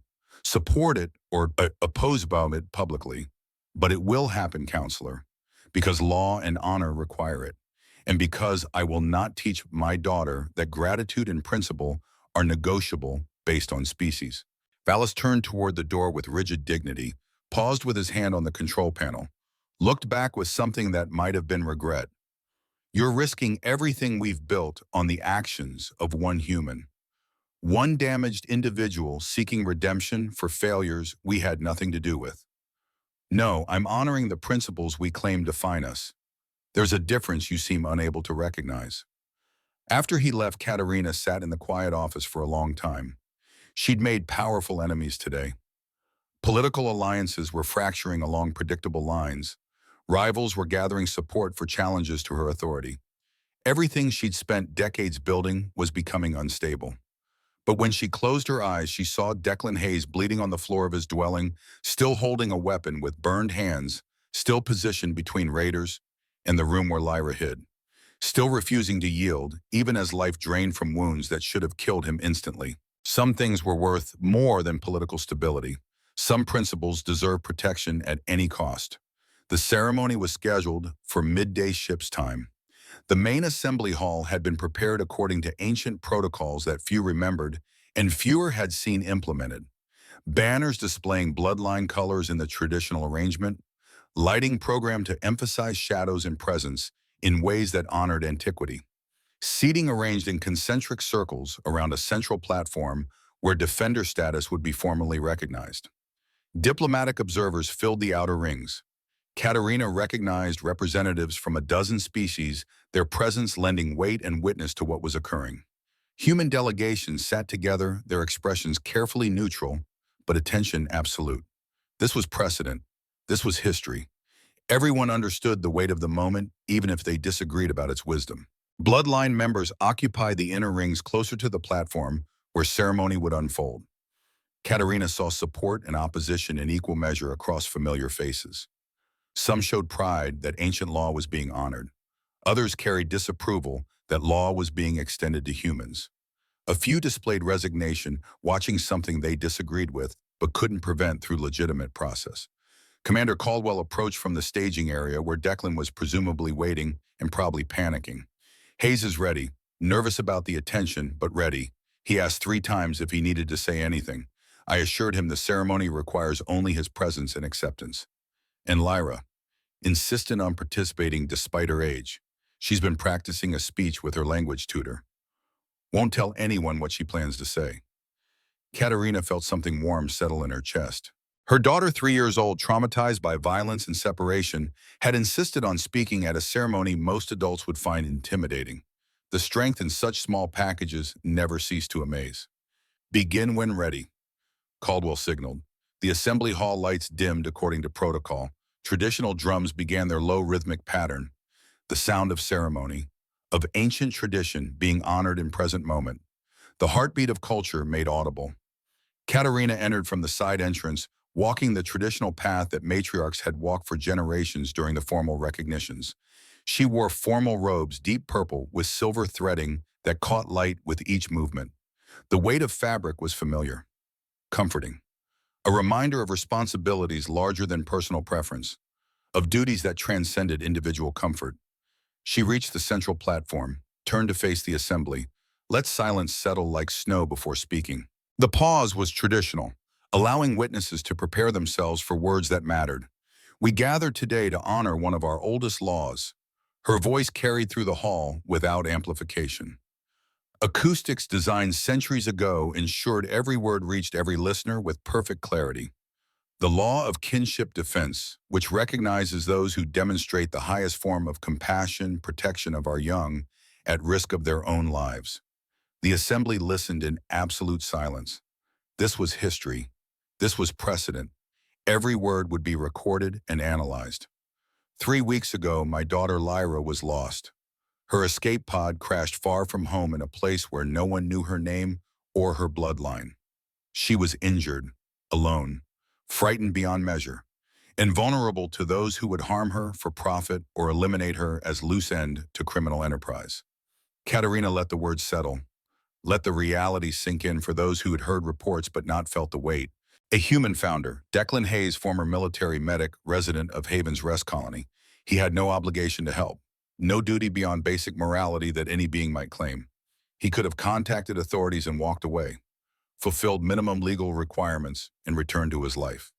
Instead, he brought her into his home, stabilized her injuries with skill and care, fed her with food he'd researched to ensure safety, comforted her through nightmares, and spent 3 weeks trying to find her family while caring for her as if she were his own. The assembly remained silent, but attention intensified. Details mattered.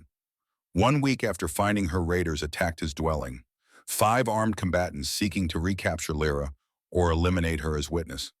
Declan Hayes fought them alone, outnumbered, outgunned, using whatever came to hand because defending her mattered more than tactical advantage.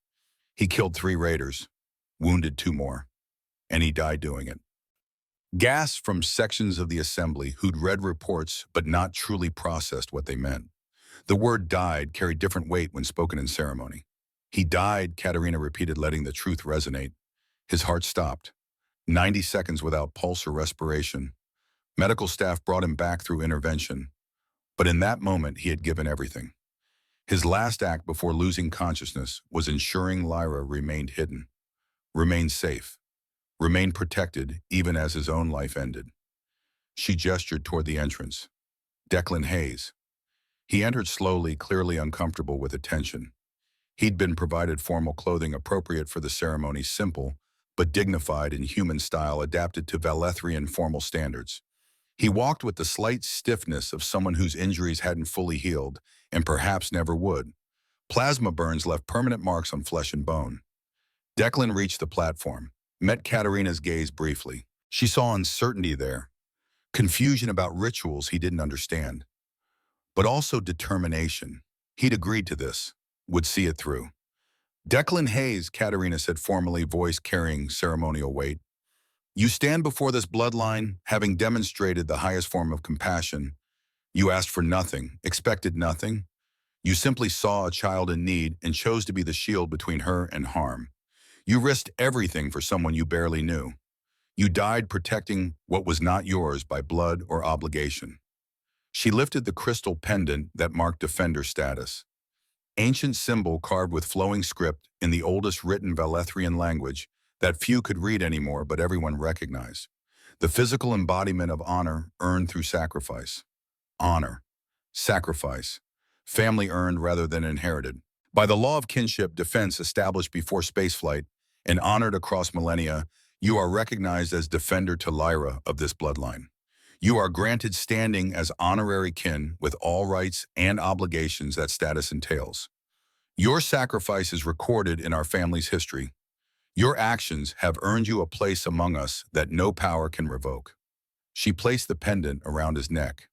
The crystal caught light from the ceremonial arrangement, scattering rainbow patterns across his chest. Visual proof of status that would be recognized by any Valethrian who saw it. Do you accept this recognition with all it entails?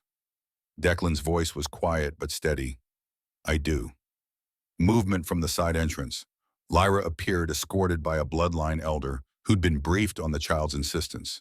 She wore a small ceremonial robe, child-sized but following traditional design. Her expression was serious, determined, the face of someone with something important to say. Katerina hadn't planned this specific entrance. They discussed Lyra speaking, but not making a formal entrance. The child had apparently decided ceremony required presence beyond sitting with family. Lyra walked to the platform with careful dignity beyond her years, stood beside Declan and looked out at the assembly. So small next to the adults, but carrying herself with surprising poise born from surviving trauma.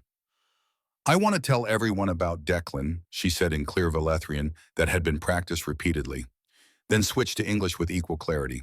I want to tell everyone what he really did. Not just the fighting, the other things too. The protocol officer started to intervene, uncertain whether a 3-year-old should speak at formal ceremony. Katerina held up a hand. Let her daughter speak. Children sometimes saw truth that adults missed. I was scared, Lyra said simply. The translator systems carried her words in both languages throughout the hall, reaching every species present. My ship broke apart. I fell through the sky. Everything hurt so much. I didn't know where I was. I couldn't find Mama. I thought I was going to die alone in the dark. 3 years old and articulating trauma with heartbreaking clarity, the assembly listened with absolute attention. Declan found me hiding. He made the hurting stop. He brought me to his home and gave me food and a warm place to sleep. He tried to talk to me even though I didn't understand his words. He kept trying until I understood he wanted to help, that he wasn't going to hurt me. She looked up at Declan. He'd crouched down to her level without being told, expression carefully controlled, but eyes glistening with emotion he couldn't quite hide. Bad people came, people who wanted to hurt me, wanted to take me away. Declan told me to hide in the safe place he'd shown me. I hid there like he taught me. I heard fighting. I heard him yelling. I heard noises that scared me so much I couldn't breathe. But Declan didn't let them find me. Her voice dropped to something quieter, more intense. He promised nothing would hurt me while he was there. He kept his promise, even when he got hurt so badly, even when he almost died protecting me. He kept his promise because that's what Declan does. He keeps promises to people, even when it's hard, even when it costs him everything. Lyra turned back to the assembly, her small voice carrying weight that had nothing to do with volume. Declan is good. He's not scary. He's not bad like some people think humans are. He's the person who kept me safe until Mama could come for me. He's the person who made me feel less scared when I was alone. Everyone should have someone like Declan. Someone who keeps promises even when it hurts them. Someone who protects you even when you're not their family yet. The silence in the hall was absolute. This wasn't eloquence in any traditional sense. This was raw truth from a child who'd lived through horror and found safety in unexpected places. Truth that cut through political calculation and cultural prejudice. Lyra looked at Katerina. Mama Declan should be family. Real family. People who keep you safe when you're scared are family. That's what you taught me before. That's what family means. From the mouths of children, the oldest wisdom delivered without artifice or calculation or awareness of complexity. Katerina knelt beside her daughter, bringing herself to Lyra's level. You're right, sweetling. That's exactly what I taught you. And that's exactly what family means. She stood, addressed the assembly with renewed conviction, hardened by her daughter's testimony. You've heard the law from scholars. You've heard the evidence from investigators. You've heard testimony from the child who lived this experience. Declan Hayes is recognized as defender, as honorary kin, as family earned through sacrifice that meets every requirement our ancestors established. She turned to Declan, who was still crouched beside Lyra, one hand gently on her shoulder. The image would be recorded, broadcast, analyzed across the galaxy. A human and a Valethrian child bound by bonds deeper than biology or politics. Declan looked down at Lyra, spoke just loud enough for nearby witnesses to hear. Guess this means you're stuck with me, huh? Lyra pulled back slightly, expression serious. Good, I pick you. I pick you too, kid. Lyra wrapped her arms around his neck in a hug that needed no translation. Trust and affection and joy expressed in the simple language of children who'd found safety. The assembly remained silent for a long moment. Then from one section, slow rhythmic clapping began. The Valethrian gesture of recognition. Acknowledgement of truth witnessed. Others joined gradually. The sound built, filling the hall with acknowledgement of what had just occurred. Not everyone participated. Katerina saw Councillor Valais and his allies sitting motionless. Opposition noted for the record. But even they couldn't deny what they'd witnessed. A child's unfiltered testimony. A human's quiet acceptance. Ancient law being honored despite political cost. Law honored. Principle maintained. A child's truth cutting through political complexity like a blade through shadow. The Galactic response came within hours. News services picked up the ceremony broadcast. Diplomatic channels exploded with analysis from every angle. Social networks across dozens of species shared images of the human receiving defender status, of the child's testimony that had moved even skeptical observers, of the embrace that sealed recognition. Human government officials released statements emphasizing the historic nature of the precedent. Valethrian political analysts debated implications for existing power structures. Other species watched and reassessed their understanding of both humans and Velethrians in light of what they'd witnessed. Within 3 days, two more humans were recognized as defenders by other Velethrian bloodlines. Situations similar to Declan's. Rescue of children from danger. Protection against harm at personal cost. Acts of compassion that met ancient legal requirements and could no longer be ignored once precedent existed. The precedent was spreading faster than anyone had predicted. Commander Caldwell presented reports to Katerina in her office datapad filled with incoming information. Human-Velethrian diplomatic relations have transformed virtually overnight. Trade negotiations that had been stalled for years are suddenly moving forward. Cultural exchange programs are being proposed at unprecedented levels. There's serious talk of joint military training exercises to build interspecies operational capacity. Because we recognized one human as family. Because you demonstrated that Velethrians value principle over prejudice when forced to choose. That's politically significant across the diplomatic spectrum. Katerina studied the reports flowing across her screen, saw opportunity emerging from controversy, saw bridges being built where walls had existed, saw the galaxy reshaping itself around new understandings. An internal opposition. Councillor Vallis has been notably quiet since the ceremony. His supporters are fractured between those who accept the decision as legitimate law and those who are still looking for ways to undermine your authority. Some accept reality, others are waiting to see if you'll face consequences from conservative factions. Caldwell paused, choosing words carefully. Matriarch, you've made powerful enemies. They'll look for ways to use this against you politically. Let them look. I honored ancient law. I protected my daughter. I recognized genuine virtue when it appeared regardless of source. If that cost me political capital, I accept the cost. And if it costs you the matriarch position itself, Katerina considered the question seriously, thought about Lyra currently playing in family quarters with cousins who'd feared they'd lost her forever. Thought about Declan Hayes, who'd returned to Haven's Rest, but would forever be connected to her bloodline. Thought about the image of him dying on a dwelling floor to protect a child who wasn't his. Then I'll have lost a title but kept my honor. I can live with that trade. I couldn't live with the alternative. 6 months later, Katerina returned to Haven's Rest. The colony had changed noticeably. More traffic in the orbital space, more visitors on the ground. Apparently becoming known as the place where everything had started drew curiosity from across species boundaries. Tourism of a sort. People wanting to see where precedent was born, where a human and Velethrian child had changed the galaxy by simply surviving together. Declan's property looked better maintained than during her first visit.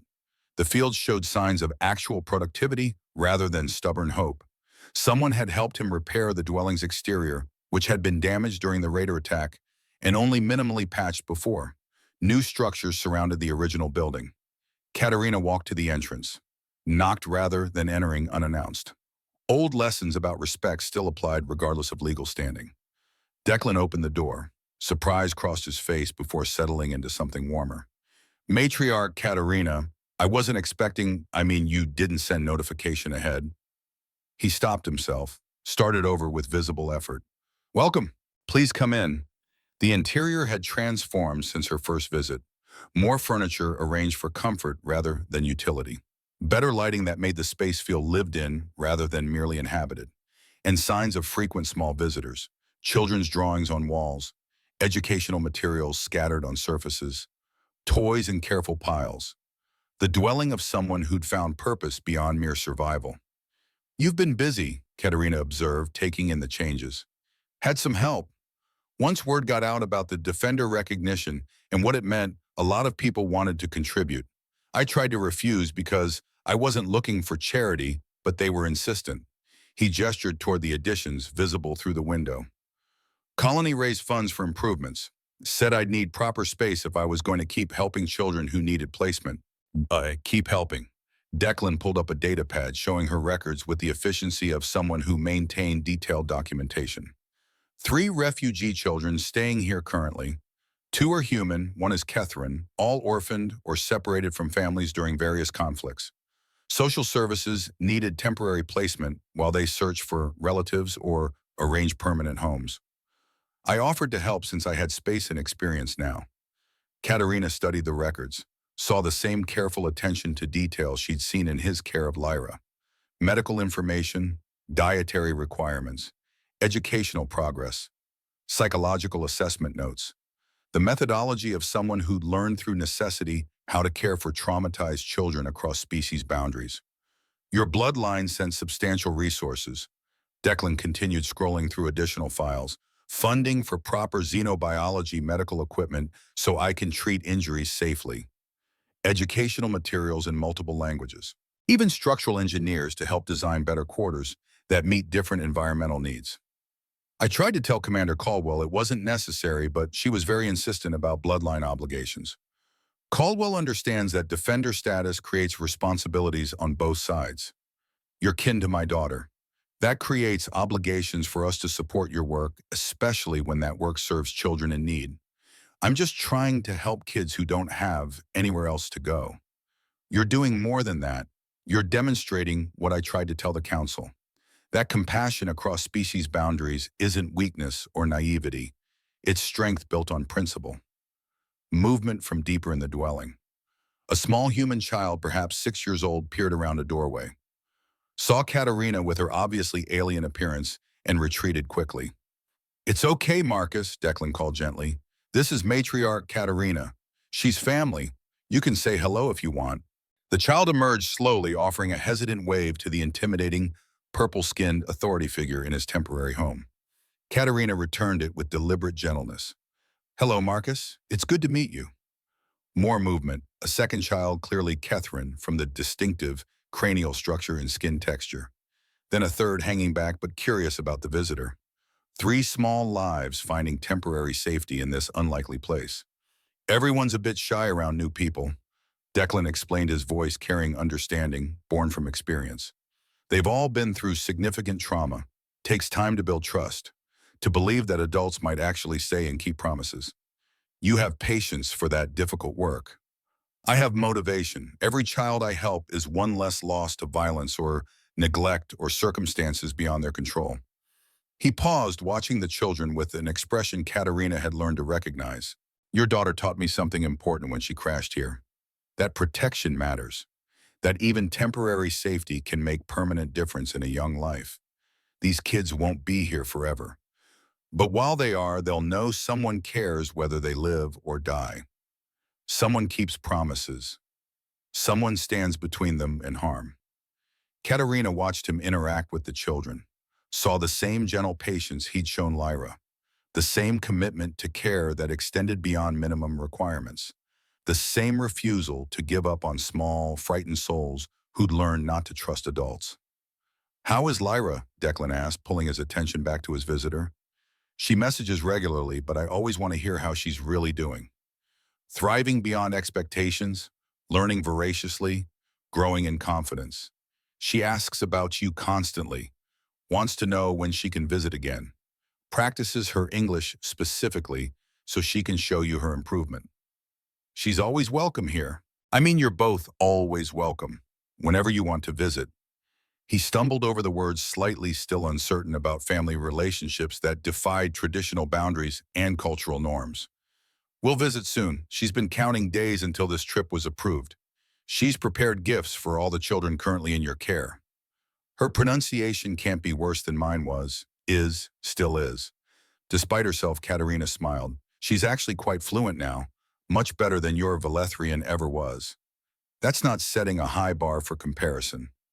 They stood in comfortable silence, the awkwardness of 2 people who'd been forced together by circumstances, but were building genuine connection through time and consistent interaction. I received your monthly reports, Katerina said, returning to official matters. The ones you file per Defender protocol about Lyra's welfare. Are they acceptable? I wasn't entirely sure what level of detail was appropriate for formal documentation. They're thorough, almost excessively detailed.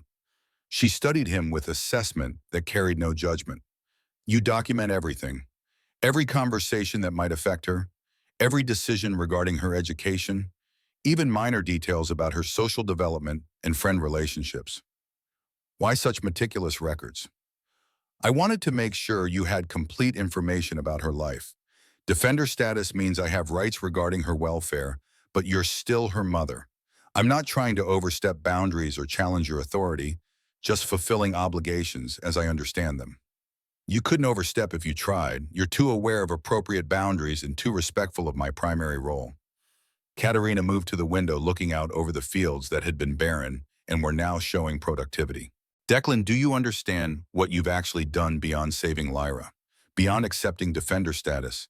Beyond helping these children? I've confused a lot of political analysts. You've proven that our foundational assumptions about humans were wrong. That compassion isn't limited by species boundaries. That genuine virtue exists in places we never thought to look because we never believed it could exist there. She turned back to him. You've changed the galaxy's understanding of what's possible, and you did it by simply refusing to abandon a frightened child in need. I just did what anyone should have done in that situation. But most wouldn't have. That's precisely the point. You saw what was right and did it regardless of personal cost. That's rare, precious, and it's something entire civilizations need to learn from your example. Declan looked uncomfortable with praise shifting his weight. I'm not anyone special. I'm just someone who failed once and refuses to fail again if I can prevent it. A father who lost his daughter and refused to let another child die. A soldier who chose protection over orders when they conflicted. A human who demonstrated honor when cynics believe humans incapable of it beyond their own tribe. Katerina's voice softened with genuine respect. You're exactly who Lyra needed when everything fell apart. And you're exactly who the galaxy needed to see. Proof that prejudice blinds us to virtue in unexpected places. I don't feel like I changed anything significant. The best revolutions start with people who don't realize they're revolutionaries, who simply do what's right and let consequences develop naturally. She moved toward the door, her visit reaching its natural conclusion, paused at the threshold with final thoughts. The children you're caring for now, they're fortunate. They have someone who understands trauma from both sides. Who knows what protection really means? Who won't abandon them even when it's difficult? I won't abandon them, Declan said quietly. Absolutely, with the certainty of someone who'd made that choice and would keep making it. I can't, not after everything. I know, that's why you're defender, not just to Lyra, to the principle itself that children deserve protection regardless of species or circumstance. Katerina left him standing in the dwelling, surrounded by children who needed exactly what he could provide. Safety, patience, the knowledge that someone cared whether they survived, the certainty that promises made would be promises kept. She returned to her ship where Commander Caldwell waited with additional reports, recorded the visit in official logs as required by protocol, noted that Defender Hayes was fulfilling his obligations to Lyra and extending them to other children in need, recommended continued bloodline support for his efforts as investment in cross-species cooperation. Caldwell reviewed the report before transmission. You're building something here, Matriarch, a framework for cross-species family connections that never existed before in any formal capacity. I'm honoring ancient law. Everything else is consequence of that choice. Consequences matter. Other bloodlines are watching closely. Other species are adjusting policies based on our precedent. You've started something that won't stop spreading. Good. Katerina signed the report with formal authorization, transmitted it through official channels that would distribute it across her bloodline's administrative structure. Let it spread. Let others recognize what we should have seen decades ago. That virtue knows no species. That family is defined by action rather than biology. That sometimes the smallest acts, feeding a lost child, protecting someone vulnerable, choosing compassion over caution, those are the acts that shake galaxies and rewrite what we believed was possible. She thought about the image that had broadcast across civilized space during the ceremony. Declan crouched beside Lyra, the child's arms around his neck in that trusting embrace. A human and a Valathrian bound by bonds deeper than policy or politics or anything that could be legislated. One human father, one lost child, one choice to protect instead of abandon. It shouldn't have been revolutionary. In a just universe, it would have been ordinary, expected, the baseline of moral behavior. But in this universe, in this moment, it had been enough to prove that galaxies could change, that barriers carefully maintained for generations could fall in moments, that ancient laws written before spaceflight could still speak truth to modern complications. Katerina had come to Haven's Rest expecting to rescue her daughter from a human predator or opportunist. Instead, she'd found her daughter in the care of someone who'd understood something she'd temporarily forgotten in the complications of leadership. That the highest calling wasn't ruling bloodlines or commanding fleets or calculating political advantage. It was standing between children and harm, whatever the cause, whatever the species, whatever the personal consequence. Declan Hayes had done that without expectation of reward, without understanding of implications, simply because a child needed protection and he was there, and choosing to help was the only choice his conscience allowed. And in doing so, he'd reminded an entire civilization what honor truly meant.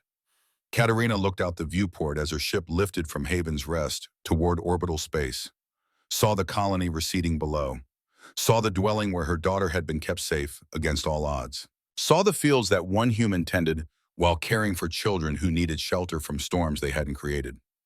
She'd arrived at this world as a mother desperate to reclaim what was lost. She departed as a matriarch who'd witnessed something rare and precious, the kind of virtue that existed beyond calculation, beyond expectation, beyond species boundaries that politics tried to maintain, the kind of virtue that changed everything when honored properly. Set course for home, she told the helmsman, and transmit a message to Haven's Rest. Tell Defender Hayes that Lyra will visit in 2 weeks as promised, and that he should practice his pronunciation. Commander Caldwell smiled slightly. He won't improve much in 2 weeks. No, but he'll try, and trying matters. It's what he teaches those children, that trying matters even when perfect success is impossible. The ship entered faster-than-light transit with the smooth efficiency of advanced technology. Behind them, Haven's Rest continued its slow orbit around an unremarkable star, a frontier colony that had become something more through accident of one human's moral choice. A symbol, a beginning, a place where precedent was born from necessity and courage, the place where one human father feeding one alien child who was hungry and frightened had proven that galaxies could change when individuals chose principle over convenience, that barriers could fall when virtue was recognized regardless of source, that ancient laws could speak truth to modern complications when leaders had courage to honor them, that sometimes the smallest acts, feeding a lost child, sheltering the vulnerable, choosing compassion when caution would be easier, those were the acts that mattered most. Those were the acts that changed everything.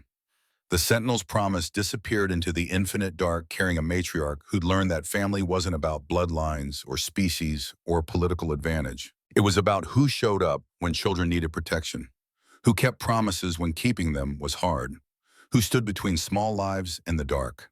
And that lesson, hard-won through fear and discovery and reluctant recognition of human virtue, was worth more than any political alliance or strategic advantage. It was worth everything. In the dwelling beneath unfamiliar stars, Declan Hayes returned to the work that defined him now. 7 children needed dinner prepared with attention to different dietary requirements. Stories needed reading in multiple languages. Nightmares needed soothing with patient presence. Tomorrow would bring more challenges, more children needing shelter, more moments requiring the choice between comfort and compassion. He would choose compassion again and again, because a 3-year-old Valethrian girl had crashed in his field 6 months ago and taught him that failing once didn't mean failing forever. That protection mattered more than personal peace. That promises once made to frightened children deserved keeping at any cost. That family meant showing up when others walked away. And he would keep showing up. For Lyra, when she visited. For these children who needed temporary safety. For every small life that needed someone to stand between them and the dark that threatened to swallow them. Because that's what defenders did. That's what family meant. And Declan Hayes, haunted by loss but no longer defined by it, had finally found the one thing he'd been seeking since his daughter died 6 years ago in a compound he couldn't protect.